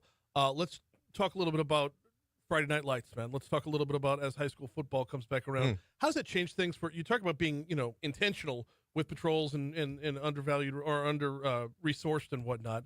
How does that, as we move to this season of the year, How does it affect y'all's scheduling and where everyone's at? Yeah, so it doesn't affect our scheduling that much, but we definitely have to be sensitive to whenever you put bigger groups of numbers of people in certain locations. We have to, a lot of times those schools or those different organizations have officers there working extra duty, or we have people on overtime those different locations just to make sure we keep a better eye on security. Because when you're looking at Baton Rouge just in general, right? The census data says we're about 250,000 population, but we all know Monday through Friday between 7 and 7, it's a lot higher than that. So, Right. And then on Friday nights with people coming in, you get combined, and on Saturdays with football, both Southern and LSU. So we definitely pay attention to whenever we have those big groupings and kind of special events, we call them. What's up on the calendar? What do y'all got coming around the corner? So right now, we last night we started our women's equalizer class, women's self-defense classes started last night. That's Monday, Wednesday this week, and then Monday, Wednesday next week. We are just, this week really focusing on the funeral for Sergeant Eisworth and how we can honor him, and just kind of finding a new sense of normal after that. And continue to try to provide the same great services to the city as we can, helping try to support the mayor and his initiative with the Thrive Baton Rouge plan that's coming up in November. Get that message out for all the voters.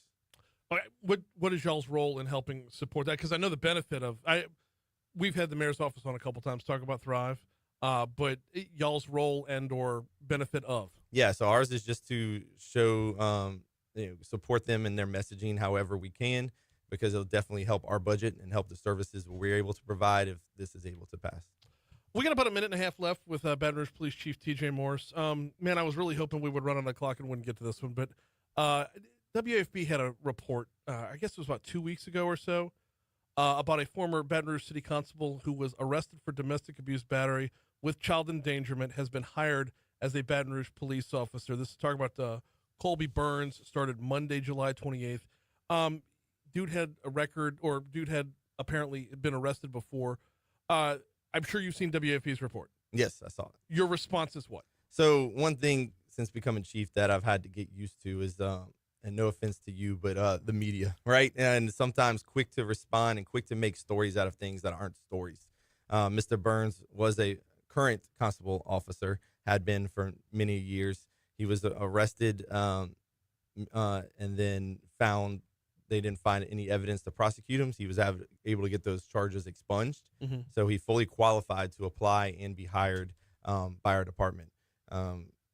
Great recommendations and resources. He's going to go through a 10 and a half week lateral transfer academy with us, and then field training program out on the streets. And so a lot of training he's going to get with Baton Rouge Police Department, and we'll see what kind of officer he can be. That's you don't gloss the whole media here. I give you a microphone, man.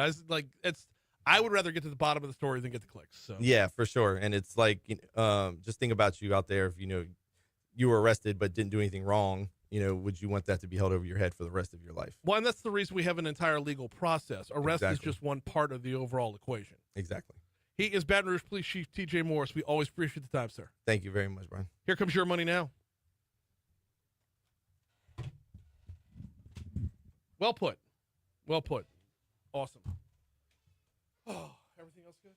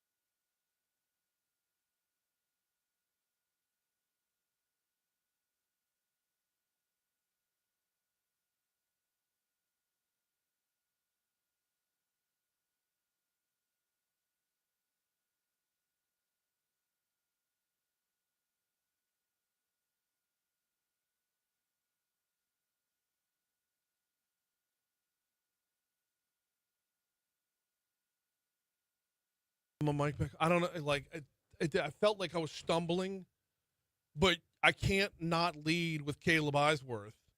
But then how do you transition out of it? We'd covered everything we need to cover. It feels where it's like awkward to say this guy was killed by someone who hated cops to move over to crime is down. Yeah. Like, how do you? Yeah, honestly, in those, you just do the best you can to. Yeah, I felt very fumbling forward. right there. Yeah. But it is. I mean, shit is what it is. I got to cover all of it. Yep. But damn.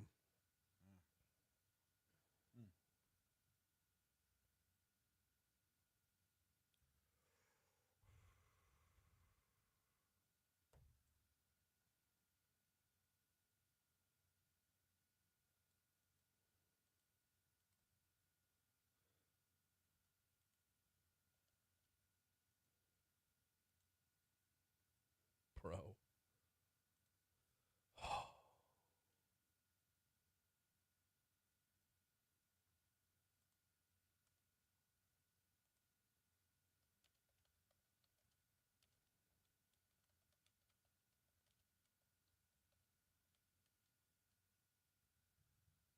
I forgot to share the damn post.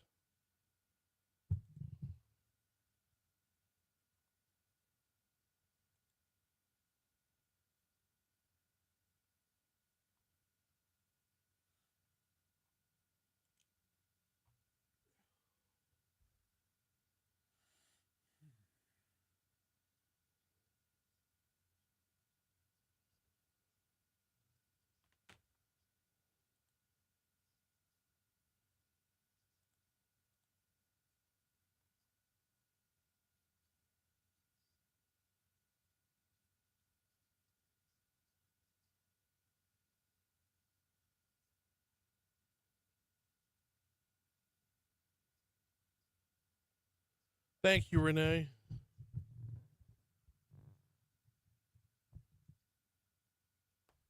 Byron, the Medicaid thing is going to be a separate discussion because, and I talked with Ryan about this. We are going to have that conversation probably next week. But I think Our Lady of the Lake, and I'm not speaking on for them. This is my take on it.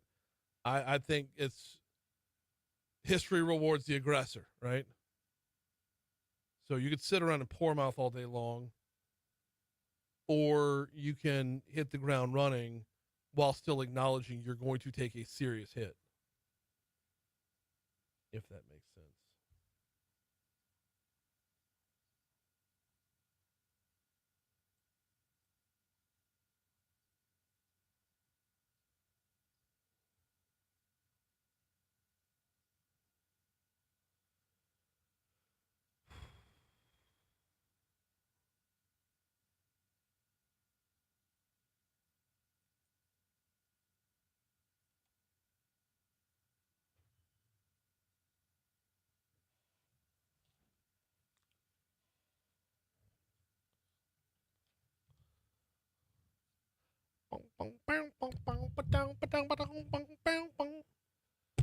$7:55 Talk 107.3 FM WBRP mornings with Brian Haldane rolling right along. Going to get you to this day in history in just a quick minute. Got to remind you about the folks over at Neurojust. Check them out online at neurojust.com. NEUROJUST. What does Neurojust do? Well, they're here for those who suffer from anxiety and depression and don't see the results that you would get from prescription drugs, or have seen diminishing returns, or have seen side effects or addictions or whatever the case might be from the more traditional methods of treating anxiety and depression. Nothing wrong with sit-down therapy.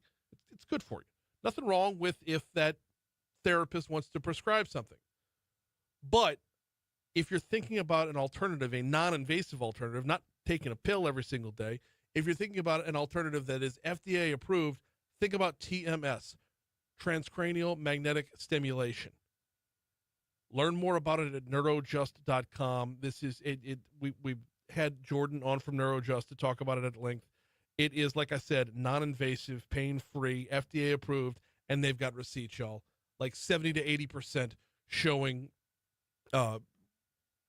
remission when it comes to battling that depression. Check them out online at neurojust.com. All right, this day in history, let's roll.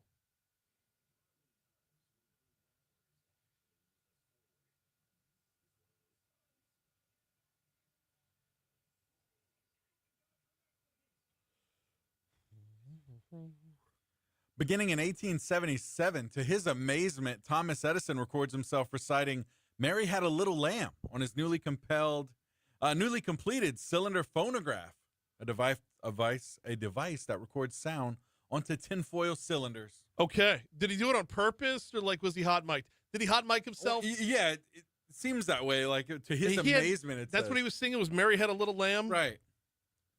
I mean, I can't hate on the guy because it was like I would probably be singing like Sabrina Carpenter's "Espresso." Right. You know. Right. Exactly. Oh man, this day, 1908, Ford Motor Company. Singing, what's this? Some Friday. Yeah. Gotta get down on Friday. Gotta get down. Which is that was. I gotta be honest. The Mary Had a Little Lamb of its time. Yes. That song is a staple in our house every Friday, by the way. I know, it's insane. Thank you for not bringing that to work with you. Oh, yeah, man. Drive the kids crazy with it. Now they just sing along. But anyway, 1908, Ford Motor Company builds its first Model T car, which Henry Ford himself tests on a hunting trip in Wisconsin and northern Michigan. Turned on the radio. It was Mary Had a Little Lamb. That's it. It's like, what is Thomas Edison doing on the radio? Hey, let's see. Hey, 1955, U.S. President Eisenhower raises minimum wage from 75 cents to $1 an hour. Bring in that heat, man. Yeah, that's it. That's a big jump. Wait, think about that. That's a big jump. Really? From 75 to $1.50. That's all right. Yeah. Double it. That's it. Let's see. Music news here. 1968. Jimmy Page, Robert Plant, and John Paul Jones, along with John Bonham, played together for the first time when they rehearsed in a studio in London, playing some covers. And it wasn't until a month later they started to use the name Led Zeppelin. Awesome. So, yeah, that was that. 1991, Metallica releases its fifth album. It goes to number 1 and on the Billboard 200 chart, also known as the Black Album. Awesome. Let's see. We got to move fast. I know. You know what? 2015, former U.S. President Jimmy Carter reveals that he has cancer. Okay. And that happened on this day. Moving on to birthdays. Yeah. What about Buck Owens? Sir Mix-a-Lot? Sir Mix-a-Lot. I know, right? All right. Also actor, let's see. I know I had one more. Casey Affleck as well today. Okay. I got a couple of birthdays to add to that mix there. You know what? Cecil B. DeMille is on the list for birthdays today. Right. As is former football player and Second Amendment advocate Plaxico Burress. All right. Deaths here. I have poet William Blake. And, well, one of the pioneers of the solid body guitar, Les Paul. All right. We can roll with that. Yep. What about National Days? I got Vinyl Record Day and IBM PC Day. Let's stick with the Vinyl Record Day for the Thomas Edison connection right there. There we go. It's 8 o'clock. Hour 3 is next. Whew. All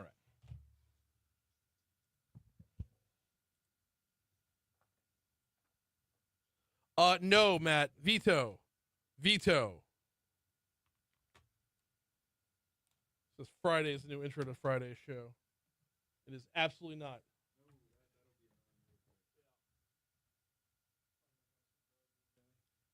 Yeah, I play the song to annoy my kids. Well, which started out to annoy my kids years ago, has become just a staple that they just sing along to now.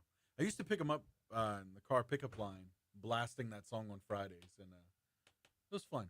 Good times indeed.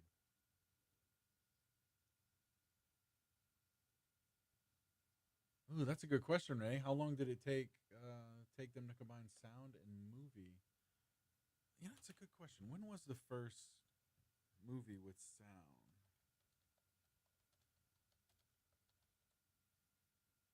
Do some research right.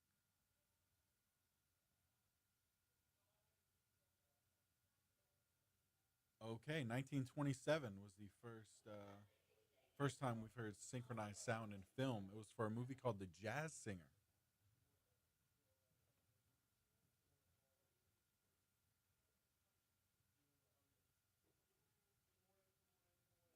I don't know. Now this thing says the earliest surviving film and sound recording from 1888. So, maybe it's up for debate here.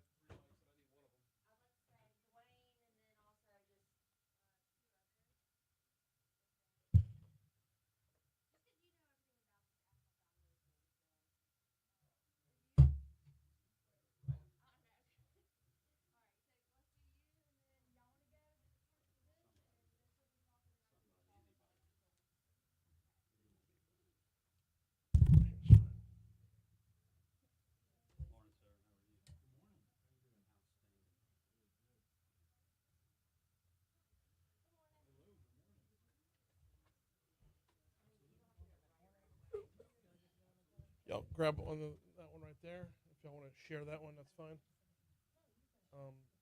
Can everybody give JP their names and or titles that we need?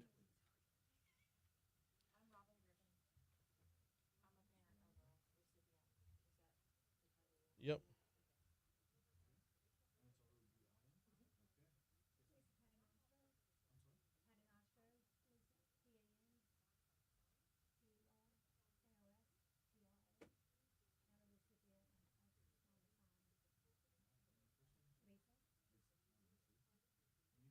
Jared, J-E-R-A-D. Last name is Daniel. No S. Don't S me. You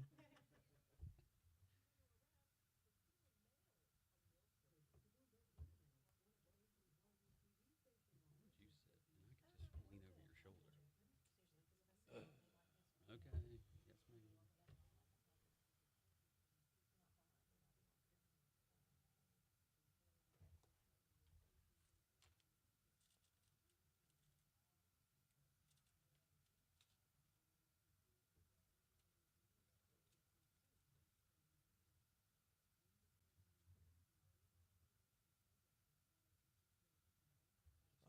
That'll help me out. That'll help me out a good bit. So we have this.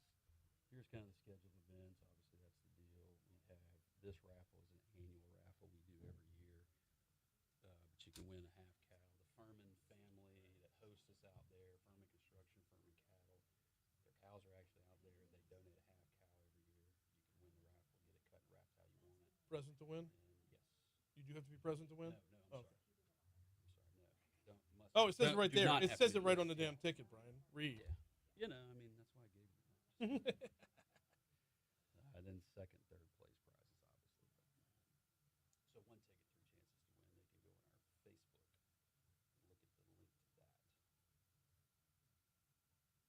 at the link to that. As first responders, we always hate when the traffic guy comes on because he's always like, the traffic's clear. And then So I say it, absolutely don't hate that traffic is still a thing on the radio. Because no matter what we do, we will never be in real time. Right. Like, It's yeah. just physically impossible. There's a crash right here, and you're sitting there. And Which you're was going, "There's great no before crash there right was here." an internet. Yeah, it's. Well, but even Waze is behind by like 15, 20 minutes. The number of times I've been in traffic where that little, I mean, like on my iPhone, where like the little red line is like, okay, we're almost out of it. No, it extended. No, it extended. Yeah. It's like, do we want to change our route? No, we're almost there.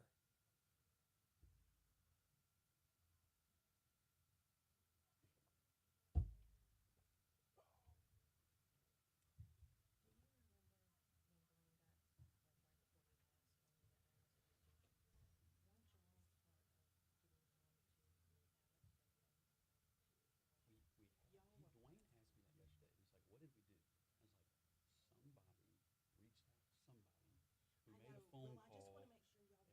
But I thought it was either Ricky or Stone.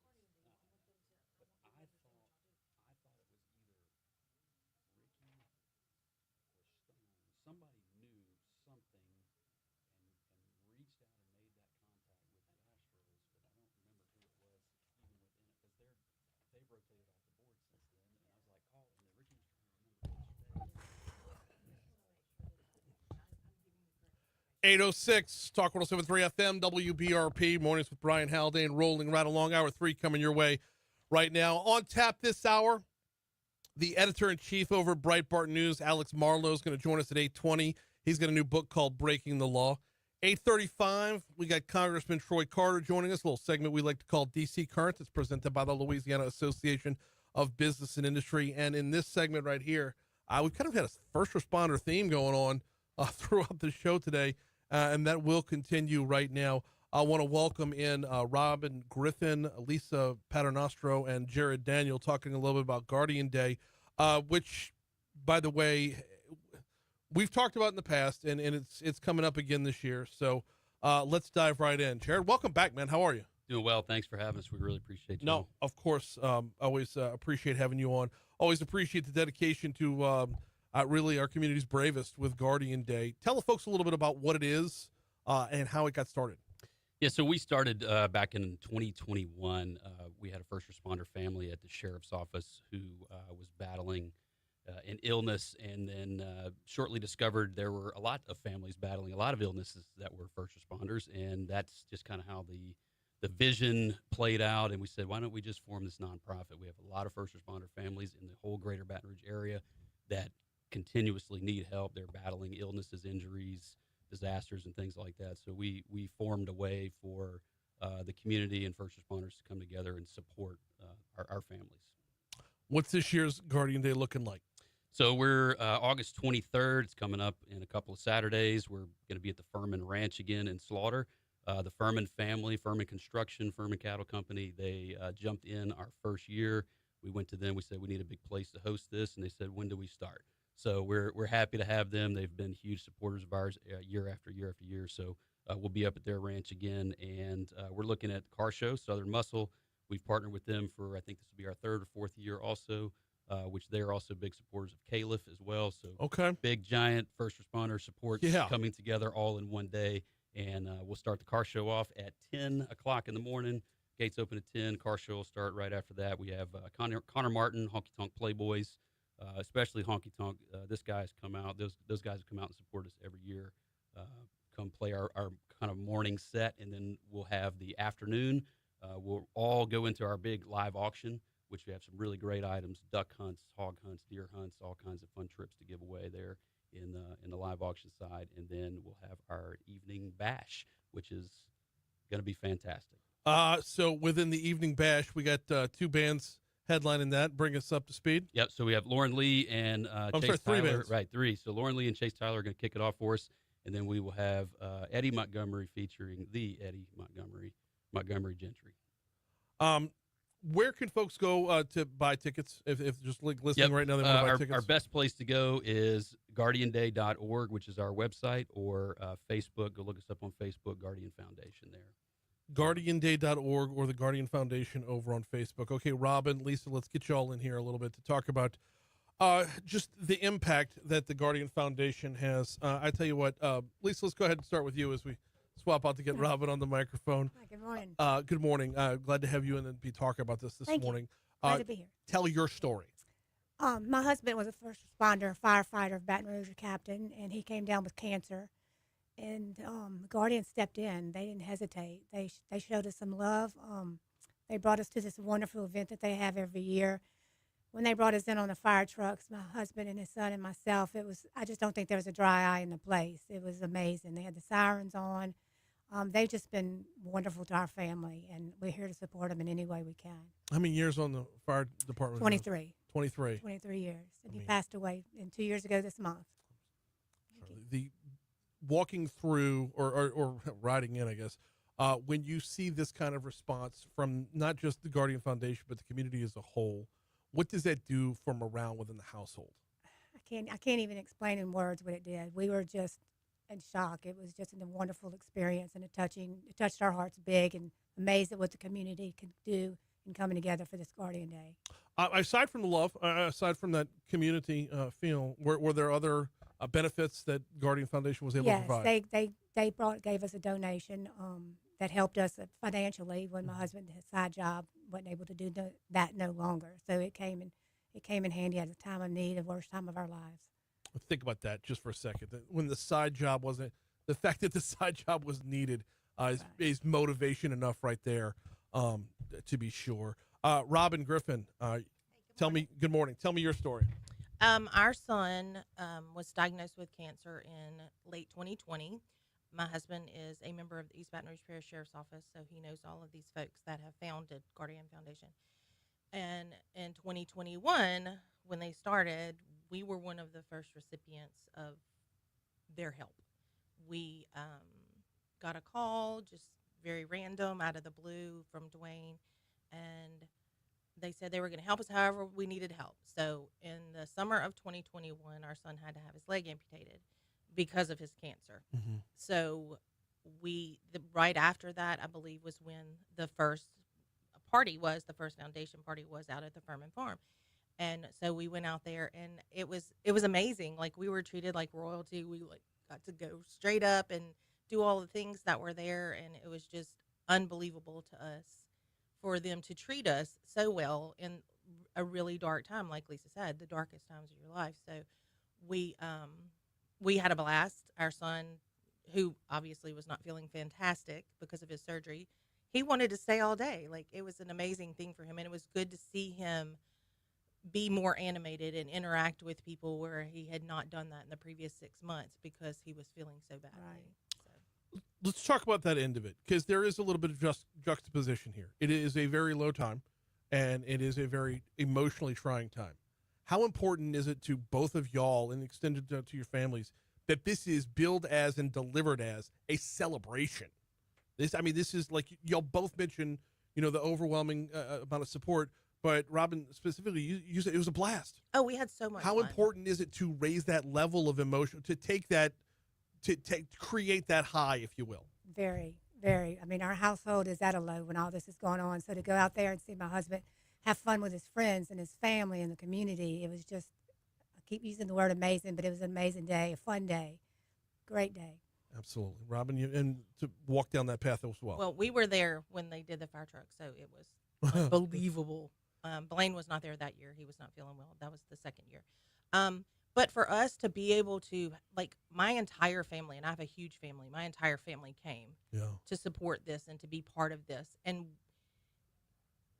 where we were at the time, if you don't have the ability to have some sort of fun, right, it will swallow you whole.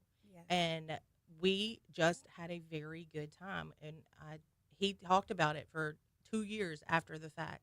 He passed away in June of 23, but he still talked about it every single year that it came around. He talked about it, and unfortunately, that was the only year that he got to go, physically got to go. But he loved it. He carried that experience. He did. Absolutely. We got less than 2 minutes to go here. I got to get Jared back on the microphone real quick, but very quickly, both of y'all, thank you to your entire families for the service and sacrifice that have been provided for our communities. All right, Jared, quick recap of that, the importance and intentionality of this being a celebration. Yeah, and you pointed out, like, here's a first responder who's got to work a second job to even support his family. Yeah, so that's stupid. when we have these things that go on, firefighters have to go out here and work a second job. The police officers, they have to go pick up all their extra duties. So when they're faced with these super challenging times, this is where we're trying to fill this void and fill this gap, because now they have to say, do I go work extra to try to support my family as they're facing this issue, or do I get to spend time with my family and go have a little bit of fun and take some burdens off and relax a little bit? So absolutely, and we're trying to fill that hole there. The mental value of that is correct. Incalculable. Before we get out of here, by the way, guardianday.org, hit up the website to get your tickets now. You handed me a stack of raffle tickets here. That's it. So okay, I'm hawking raffle tickets for you. I'm happy. That's right. I'm happy to. So obviously we're a fundraiser, so come open up your wallets and give us all your money. But no, it's a half cow raffle. The Furman family donates a half cow every year, and this $5 ticket gives you 3 chances to win. Actually, Lose Firearms as a second place prize, and then we have a pistol here at the Guardian Foundation that we're going to donate as well. On our Facebook, you'll see a link for that. We did want to do a little plug there. If you can go on the link on Facebook, if you click on that, buy a ticket today, we're going to put everybody in that buys a raffle ticket today for a family 4-pack to Guardian Day. Awesome stuff. Now, to go along with that, since you handed me the packet of 10 tickets, I'm going to put this out there. Hop on Facebook Live. We're on Facebook Live every single day, courtesy of the folks at Lake Urgent Care. Hop on Facebook Live if you want to buy raffle tickets. I'm buying half the book. It's a 10-ticket book. I'll buy half. You split it with me, and I will hand deliver the tickets to you today. First person to respond over on Facebook Live. Let's put that out there right now. 50-50 down the middle. Although if your ticket wins, you got to share the cow with me. That's right. We're having a big barbecue. That's right. Yeah. Guardianday.org is the website. Thank you all so much for a couple minutes this morning. Thanks, Brian. Appreciate you. Quick break. Coming back, talking with the editor-in-chief of Breitbart News next.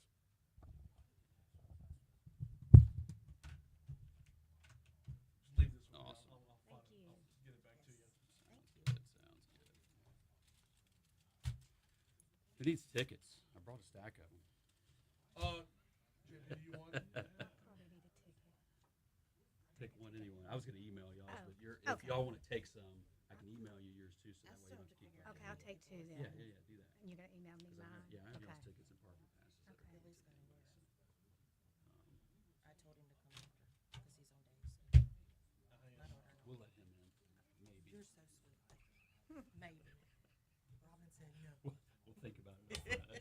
Yeah. I'm unfortunately going to be out of town on the 23rd. Hey, give them away. Give them to somebody else. Yeah, I know. Tell somebody to come. They will go to good use. No, we I will be appreciate in it. Hattiesburg, Mississippi, visiting my daughter. Yes, sir. That's perfect. All right. Thank y'all. Yes, sir. No, thank y'all. We really appreciate you.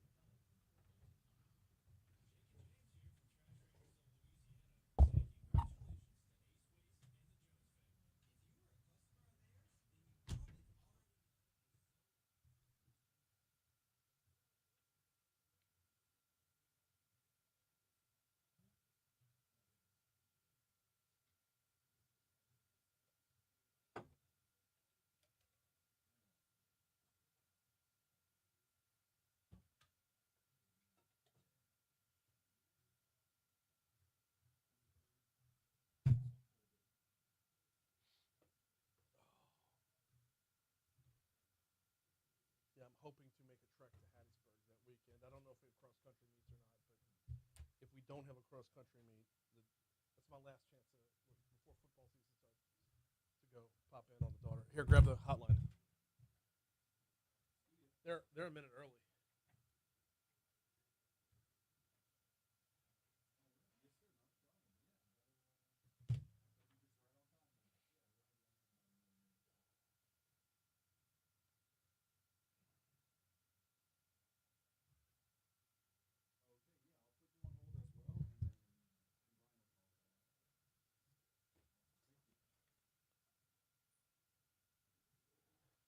Out times 29, I assume.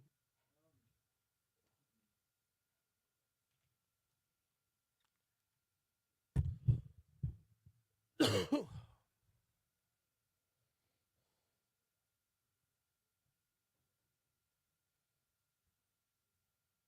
good. I'll get out for 29 anyway.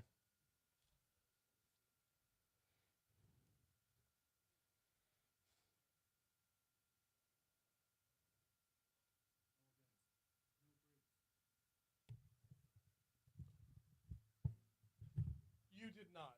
Just say all gas, no brakes. Oh! Rolling up on 820 at Talk 107.3 FM, WBRP. Mornings with Brian Haldane. Rolling right along. Okay, time to hit the hotline real quick. We've got the editor-in-chief of Breitbart News, Alex Marlow, on with us. He's the author of the new book, Breaking the Law. Alex, good morning. Welcome to Talk 107.3. How are you? Marlow, editor-in-chief. You know what? Drop it back on hold. Listen to him in queue. That means the last station ran long. That's what that means right there. No, just put the phone pot in queue so you can hear him. Okay, good. And let me know when he's good to go. Alex is the author of the book Breaking the Law, editor-in-chief of Breitbart News. He's already a two-time New York Times best-selling author. And this book is called Breaking the Law, Exposing the Weaponization of America's Legal System Against Donald Trump. We've heard stories about the weaponization of the legal system before. Let's take a closer look at it. What does it mean overall, and what was done, actually? We hear about it in vague terms. Let's get more to the point. Alex is on with us right now. Alex Marlow, welcome to Talk 107.3. Brian, great to be on with you. Thanks for having me on your show. No, glad to have you on. Glad to be talking about this. This is something we talk about in vague terms so far. You've put pen to paper to get down to a lot of the details, so tell us all about Breaking the Law. Thank you. Yeah, I was watching all these cases play out in the middle of the election season, 6 major ones in all against Donald Trump. And I'm a news person. I'm on the news business 24/7. I've been doing this for 17 years. I'm clearly not bad at it because Breitbart's been a big success. And I can barely keep these things straight. And Donald Trump is not only being asked to keep them straight, he's being asked to win all of these cases, and if not win, save face on a political front, and somehow win a presidential campaign from the courthouse. This has never been done before. It's blatantly unprecedented. It's obviously political. And I thought, how come no one is really going deep and reporting all this stuff? Because if we don't, then history is doomed to repeat itself. We saw this as a good parallel with, we're back on the Russia collusion hoax now. Well, the Russian collusion hoax led to the lawfare against Trump in a lot of ways. The one criminal conviction we saw, the Stormy Daniels case, which was a campaign business records case, all of this had to do with the fact that they got access to Michael Cohen's Gmail account via the fake Russian collusion hoax. So we have to learn our lessons. We have to hold people accountable, or things are going to get worse in this country. So, but we've never seen this where a White House for the opposition party, Joe Biden's White House, coordinating lawfare against the standard bearer of the opposite political party in the middle of an election. And we're being asked to tolerate this. And in the meantime, Trump somehow goes out, wins the election, and does okay in most of the cases. He survives them. It's just a remarkable story. And it made me think, how much deeper does this go? And I started to investigate, and I spent the last year on it. Let's talk about a little bit about that investigation. Actually, before we do that, Alex, I got to ask, I mean, the most obvious question here is what we've seen, the way it played out, obviously the strategy didn't work. Like, were they, what's the term, hoisted by their own petard here? I mean, this, like, can there be an onslaught that turns into bullying?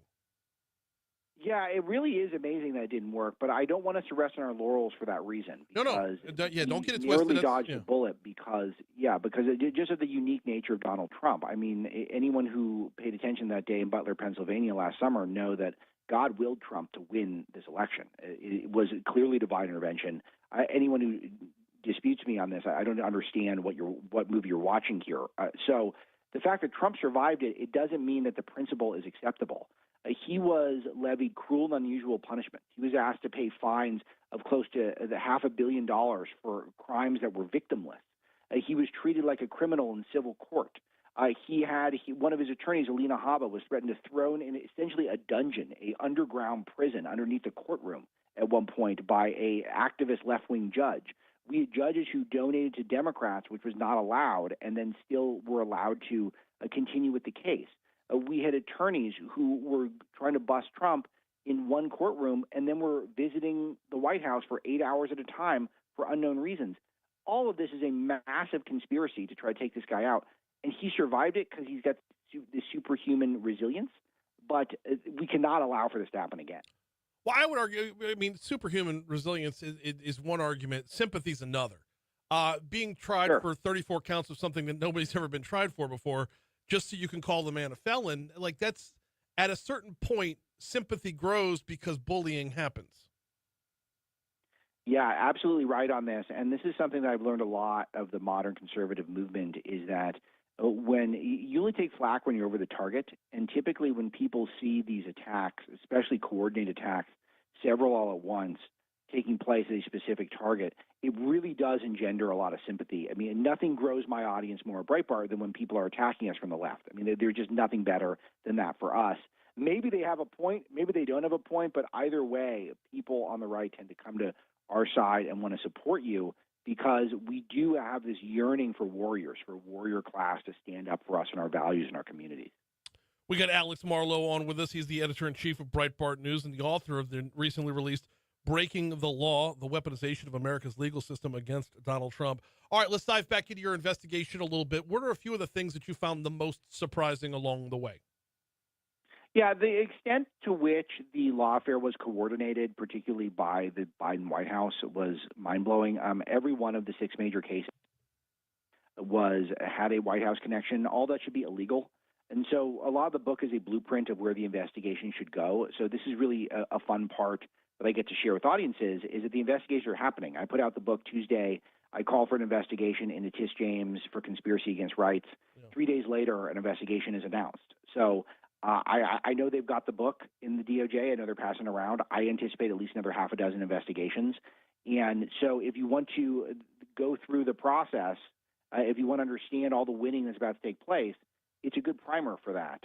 But the other thing that I found that I thought was a big surprise was just the widespread nature of what Trump had to overcome and endure was, frankly, I had no idea it was this extensive. The amount of effort that he had to take place to save his name. We used to be a country where your name meant something, where you weren't allowed in polite society to drag someone's name through the mud unless they really deserved it. Well, Trump wasn't given that respect at all.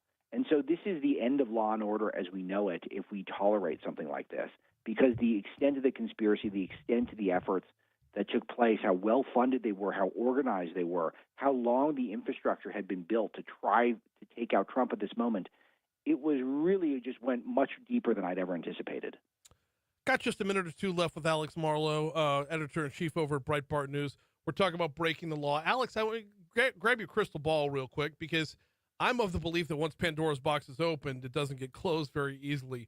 Do you see this becoming the way? Do you see this becoming the norm to weaponize the legal system regardless of party? Yeah, it's happened, and there are places in the book where I do recommend conservatives just take advantage of the new laws that liberals have, or the new laws, figuratively speaking, that liberals and Democrats are using, and that's just a reality of it because political victory matters. Victories tend to beget victories, and wholesale change takes a lot of time to take place. So a lot of it is mostly in terms of solutions for your average person who's not a lawmaker, who's not an elected person.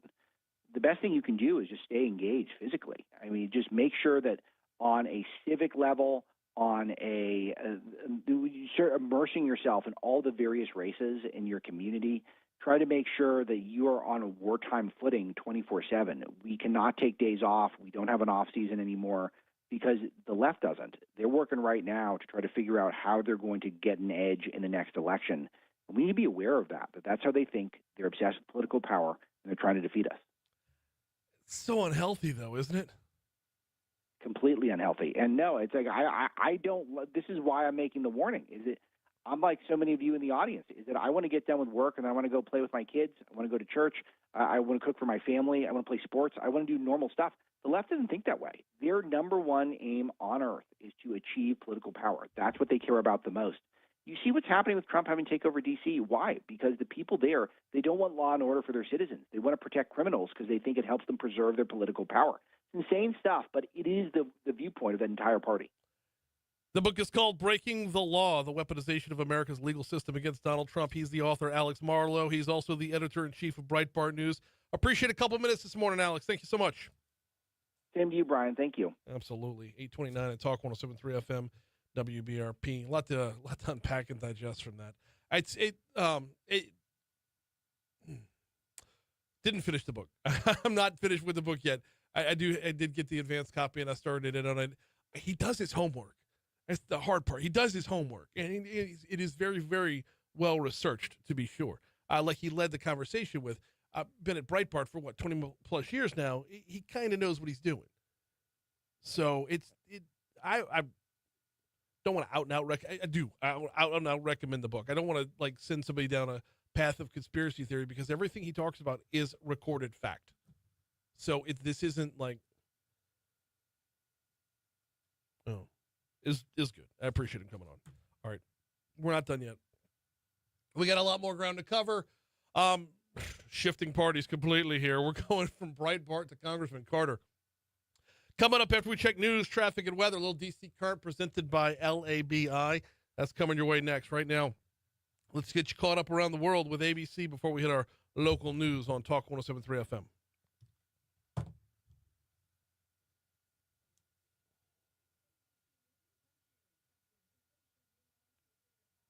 When you post that online, get rid of my commentary on the back end. Just when we say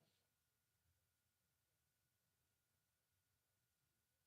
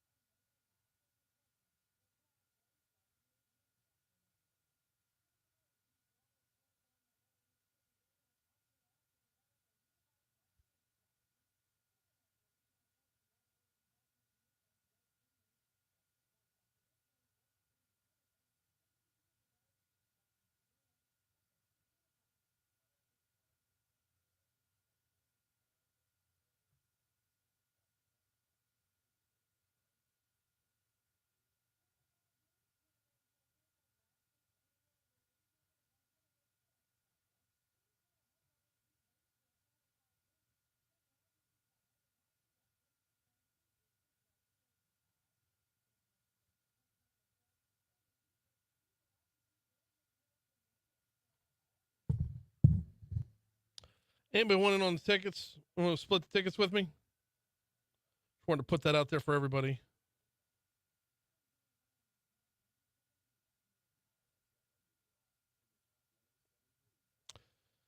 Tim says, I can't imagine what President Trump himself has gone through trying to turn his mind off every night and get some rest. It has to be equally as tough on Melania and his son. Probably tougher on Melania and his son. It's compartmentalizing is just part of the gig, right?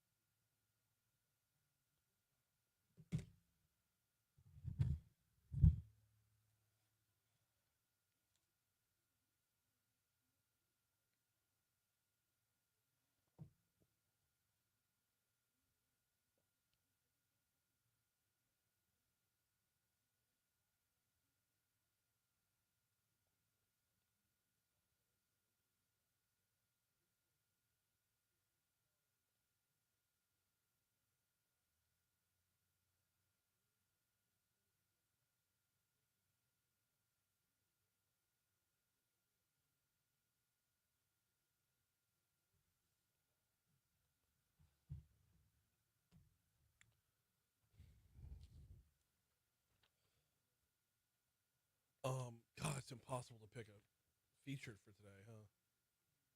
We got to go with both EMS Fire, and then TJ Morse.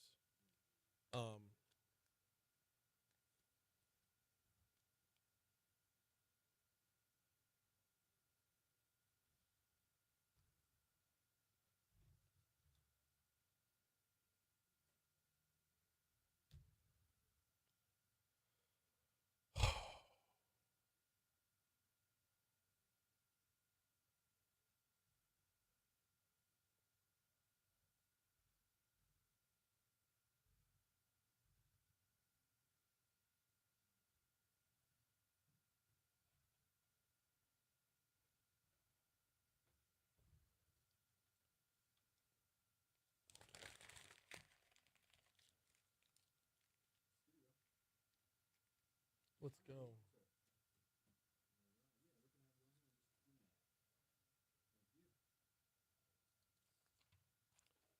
Is there nothing in today's news call about Aaron? No. Some of them.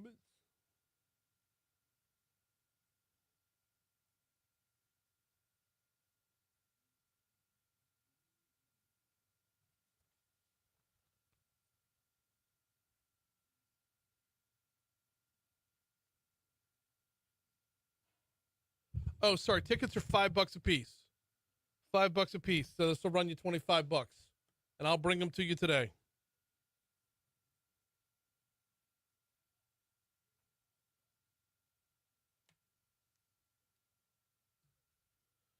Tim says, you do a great job, Brian. Thank you. I met you when time when Bo Snerdley came to, it was Lobby. It was Lobby. He was at the Louisiana Association of Business Industry, which, by the way, we've picked up Bo Snerdley's show, James Golden, 6 p.m. on, well, we have interruptions on Tuesdays and Thursdays, but Monday, Wednesday, Friday, he's on at 6 p.m. So come to me.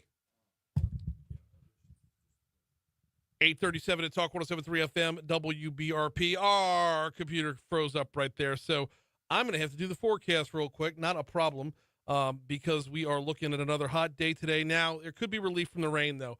It'll get up. The temperature will get up a little bit, but come midday, like mid-afternoon, like 2 p.m. or so, expect about a 50-50 shot at rain rolling through, which means today's high 90, 91 degrees up in that area. The rain's going to cool it off a good bit for a little bit, knock it back down to the mid to lower 80s.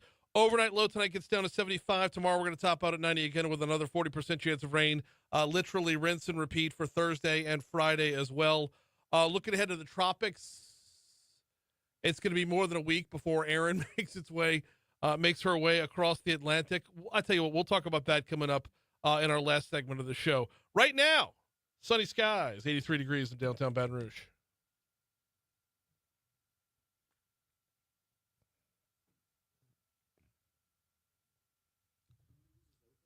You what? Yes, but I need to knock on my industry makes real quick.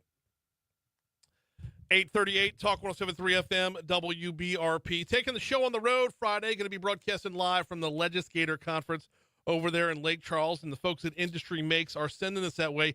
IndustryMakes.org is the website. IndustryMakes.org.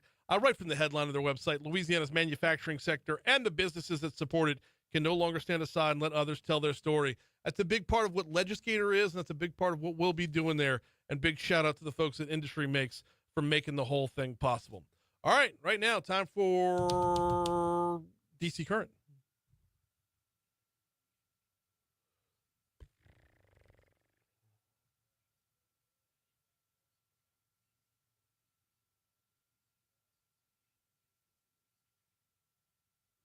Yes, it is time for DC Current. Always a big shout out to Lobby and LABI.org for their support of DC Current. We welcome back Congressman Troy Carter. How are you, sir?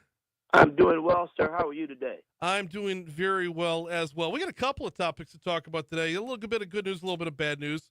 Let's start off with the EPA's plan to cancel $7 billion in solar energy grants. Your office put out a statement on this yesterday. Tell me all. Oh, I'm sorry. Earlier, I guess it was almost a week ago now. Tell me all about it. Well, this is one of those cases where Republicans, Democrats, and alike stood to benefit. This is a $7 billion solar energy grant that would have benefited Louisiana to the tune of $156 million, which was a grant that was developed with the governor's office and several not-for-profits to create an opportunity to have solar panels throughout the state, and recognize that these grants will give us an opportunity to have rooftop panels, battery systems, and communities that need, most especially in communities that are rural and areas that could benefit from this opportunity. It just feels wrong. I'm not sure why we would take away this opportunity. This program was started through the Inflation Reduction Act, and now it's being canceled.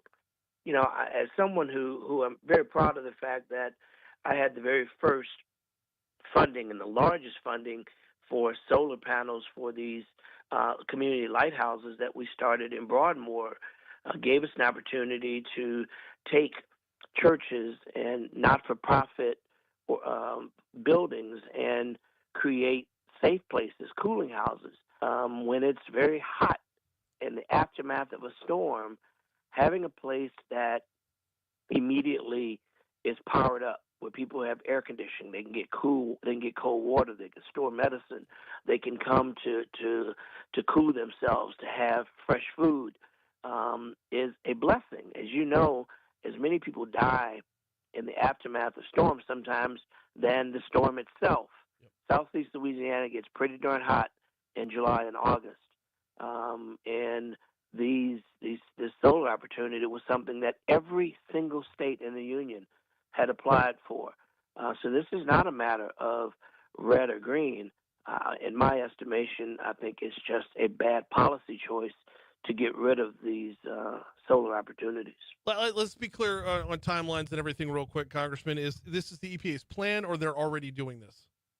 They've already begun to do it. The follow-up to that is there still opportunity to talk them out of it?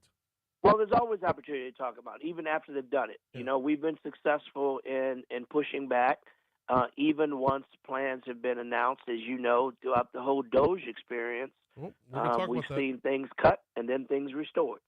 So never say never. We never give up. We'll continue to push with hopes that someone will listen and recognize that this was a bad move, and it's all fair. Make a mistake, correct a mistake. We're all good. I'm hopeful that will be the case. I'm gonna come at you from a weird level of agreement on this one, Congressman, and that is whether you like the program or not. The people we voted for passed this program, and the unelected officials are the ones who are repealing it through the president for sure. But there's been such a push on the right to undo a lot of what the quote-unquote deep state does. I feel like Congress passed this. That ship has left the dock. So I feel like on the right, I feel like we're kind of cutting off our nose to spite our face, or doing what we have already said we don't like. And I couldn't have said that any better. And really, because I stumbled through it. Because I will tell you, many of my friends on the right, who I work closely with, say, "What the heck?" Well, yeah, I mean, what the heck? You might not like the legislation, but the legislation passed, and that is the rule of law.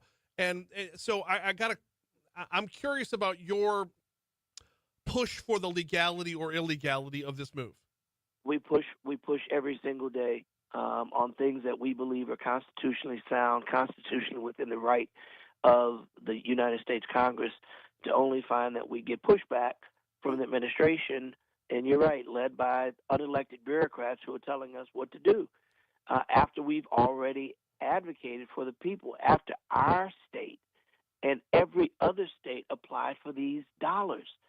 Louisiana stands to lose, or will lose, $156 million unless something is reversed. And that's just not good for anybody.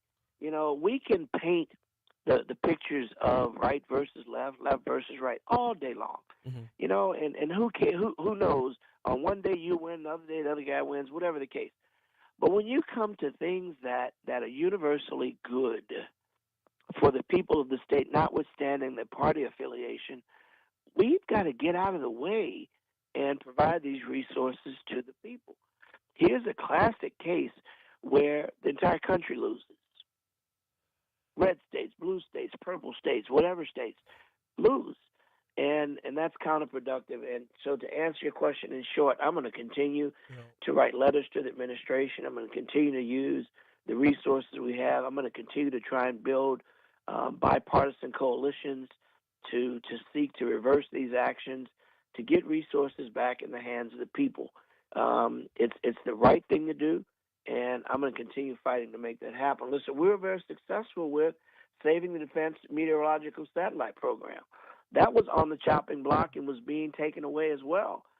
You may recall I wrote a letter to the President and to Secretary Kristi Noem, spelling out that, you know, as a member of Congress that represents Louisiana, we know all too well the challenges of these horrific storms. We can't afford to give up not one single tool that helps us forecast and project what's going to happen, so we can move our people, so we can make sure we have boots on the ground to protect them. To their credit, and I'm grateful, that move has been reversed and the satellite systems will stay in place. I'm hopeful that our continued push to not have FEMA dismantled will also be abandoned. Had not heard word on that yet, but every day is a good day. We continue to push that FEMA needs to be realigned. FEMA needs to be reformed. FEMA needs to be streamlined. FEMA needs to be fortified. But FEMA does not need to be eliminated. How much of this, Congressman Troy Carter is our guest. This is DC Current, presented by the Louisiana Association of Business and Industry. Congressman Carter, how much of this is just, it's always a hard sell for Louisiana because of who we are, where we are, why we are unique. Like things like community lighthouses might not be as important in, say, Indianapolis or Midtown Manhattan. Like we're going to experience, our life experience is going to be different. So we'll have a little bit better understanding of how we do what we do. How much of this is just a sell of like, this is us? Well, two points there. One is there's no place like Louisiana. I don't care where you go. We are a pivotal part of this entire nation. Mm-hmm. Louisiana, for a whole bunch of reasons. We store a substantial amount of the strategic reserve for the entire country here in Louisiana. Our port, our river, feeds the world through our port system. Louisiana is not just your garden variety state. We are an integral part of the economy of our country and our world. So you have to protect this asset that the entire world enjoys. Now, having said that, let's pivot to the other part of the recognition of what's happening in our country. Look at, whether you agree with how climate change came about, you have to acknowledge that climate change is real, regardless of if you believe it was done by man or done by nature. The reality is we have hotter summers, greater storms, hurricanes that come and last longer, leave more havoc in their path. We have mudslides and tornadoes in places we've never had them before. We have wildfires in places we've never had them before. So now our brothers and sisters in other parts of the world are starting to taste a little bit of what we've had to have as our regular diet, an angry environment.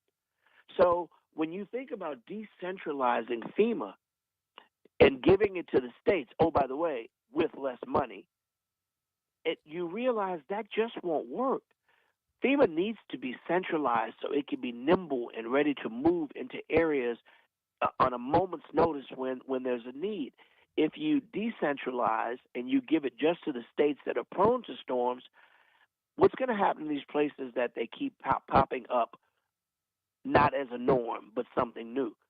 The rest of the states are recognizing these natural disasters don't discriminate, and they're starting to come in places they've never been before. So my colleagues in other parts of the world, they're siding with me on this argument. Wait a minute. Whoa, pump your brakes. Can't get rid of FEMA. We need to fix FEMA, but Right. we can't get rid of it. Right, and it needs to not be a ready, fire, aim approach. And like you said, every day that passes, well, I'll add this, every day that passes is a day closer to November 30th, the official end of hurricane season. I'd be lying if I said my eyes were on anything but that. Brother, we pray for a whole lot of reasons. We pray storms away from Louisiana and away from other people for that matter. We're not wishing them to go anywhere. We just want them to dissipate in the Gulf. Let's leave him in the Atlantic. Aaron is fine where Aaron is right now. In the meanwhile, he is Congressman Troy Carter. I always appreciate the time, sir. We'll talk to you next week. Thank you, my friend. Have a fantastic weekend. You do the same. 850 at Talk 107.3 FM. I had that one more question. I sat on it. Why? So we can hit your money now, which is right now. Yeah, good call. Yeah. Good call. Yeah. Oh, snap. No, it's so if you want to have the take of turnabout as fair play, then that to me, child's take. He did it first is not an adult take. So if you want to see the dissipation of the power of the deep state, sometimes you have to step into the pitch when it's one that you lost already. And we lost this one.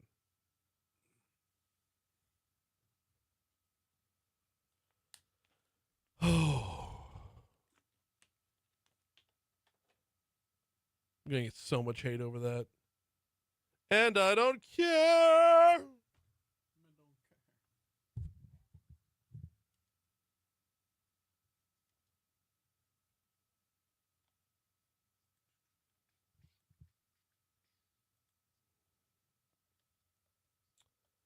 All right, Matt's in. Take the other 5.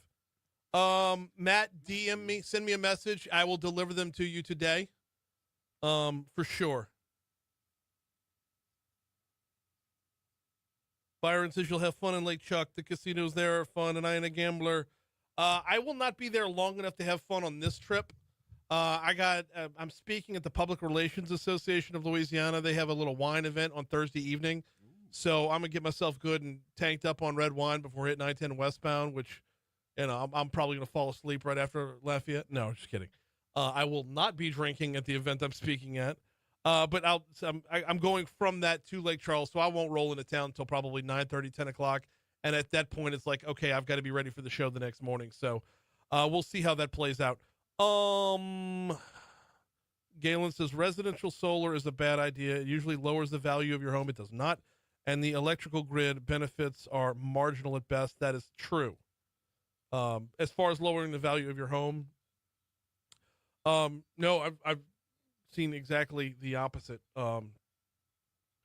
Less than a completely honest answer. Let's place a timeline to quit using a 50-year-old weather satellite in favor of the new satellite we all paid for. 100% true, Galen. Yeah, that's. And I didn't have the website open in front. I didn't know he was going to go there. I didn't have the website open in front of me to counter that. But good point right there. BS, FEMA is not nimble. No, it's not. FEMA is friggin' flawed as hell. But I don't want to get rid of it in the middle of hurricane season.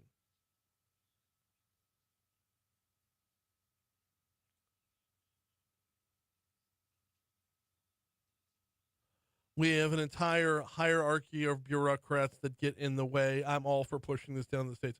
So am I. When I have more room to run, and when we are not in the midst of a storm in the Atlantic, it's a good conversation to have. To take that minutia, that the granular breakdown of what's valuable from FEMA and what's not, because they're not 100% useless. They're like 90% useless. So how do we pinpoint that 10%? And is it just a cash dollar amount? And you say state by state they can't do it. The hell we can't. I believe that the scaling up of the Cajun Navy is more doable than the scaling down of FEMA.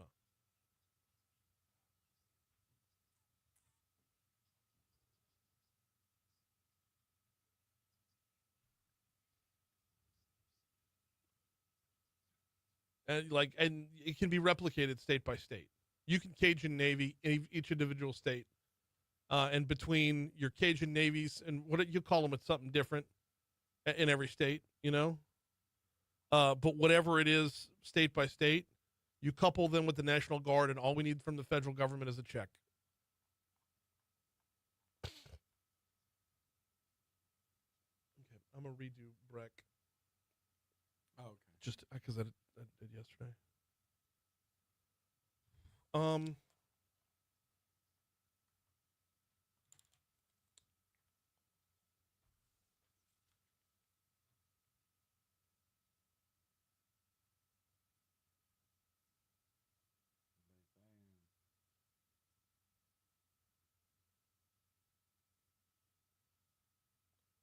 Can you grab me 7, 8, and 9 as well? Of course. I'm trying to cover a lot of ground here. And I know I'm going to see, this is the thing. Galen does this to me all the time. I have 2 topics I want to cover in this segment, and his ass dragged me down the rabbit hole with that last FEMA comment. There's no way I don't repeat that on air. Damn it, Galen.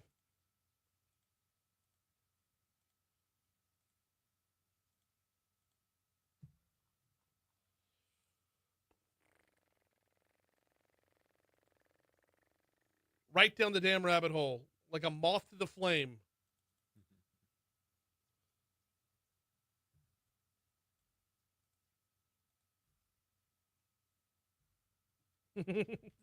Jerk.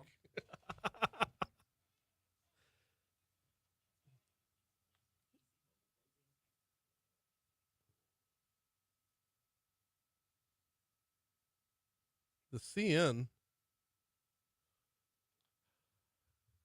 856 Talk 107.3 FM, WBRP, Mornings with Brian Haldane, rolling right along. We got to move fast here. We got a lot of ground to cover in this last segment.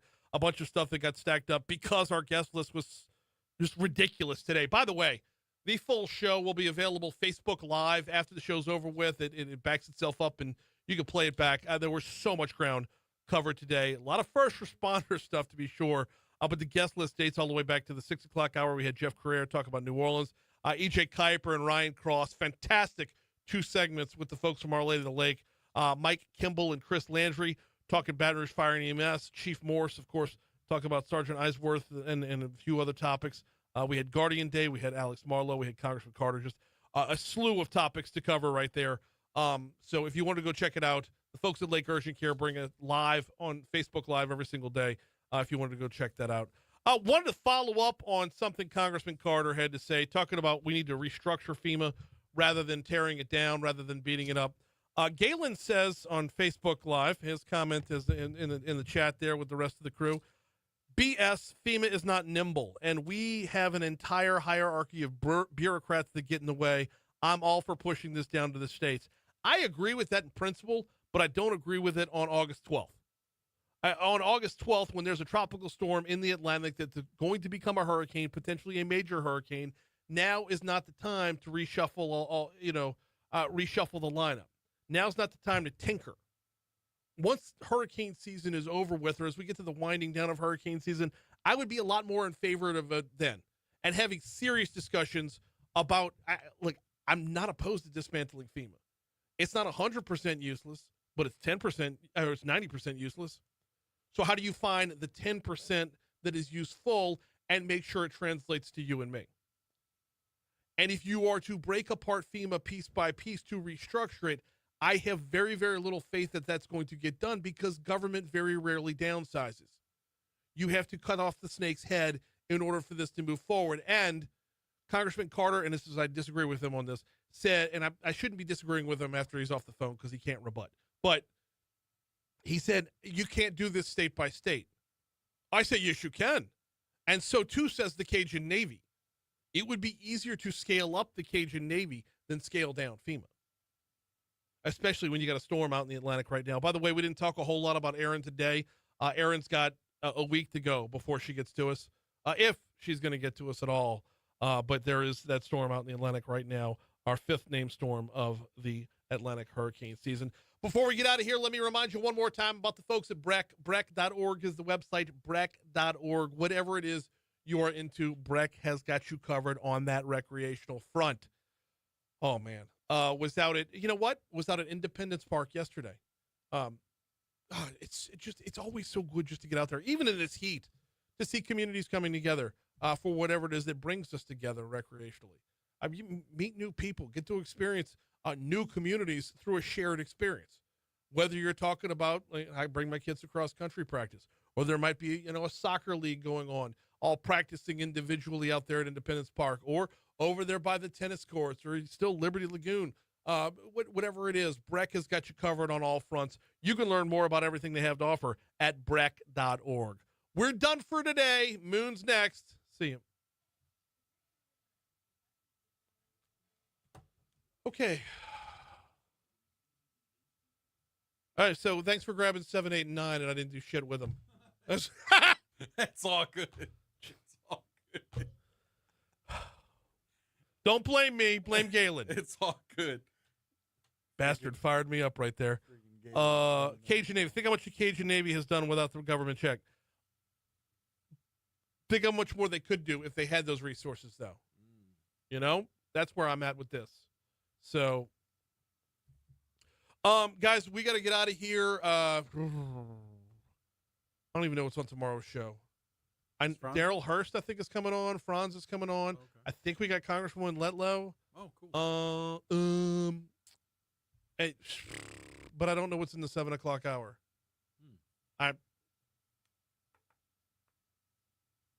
Yeah. All right. We'll see you then.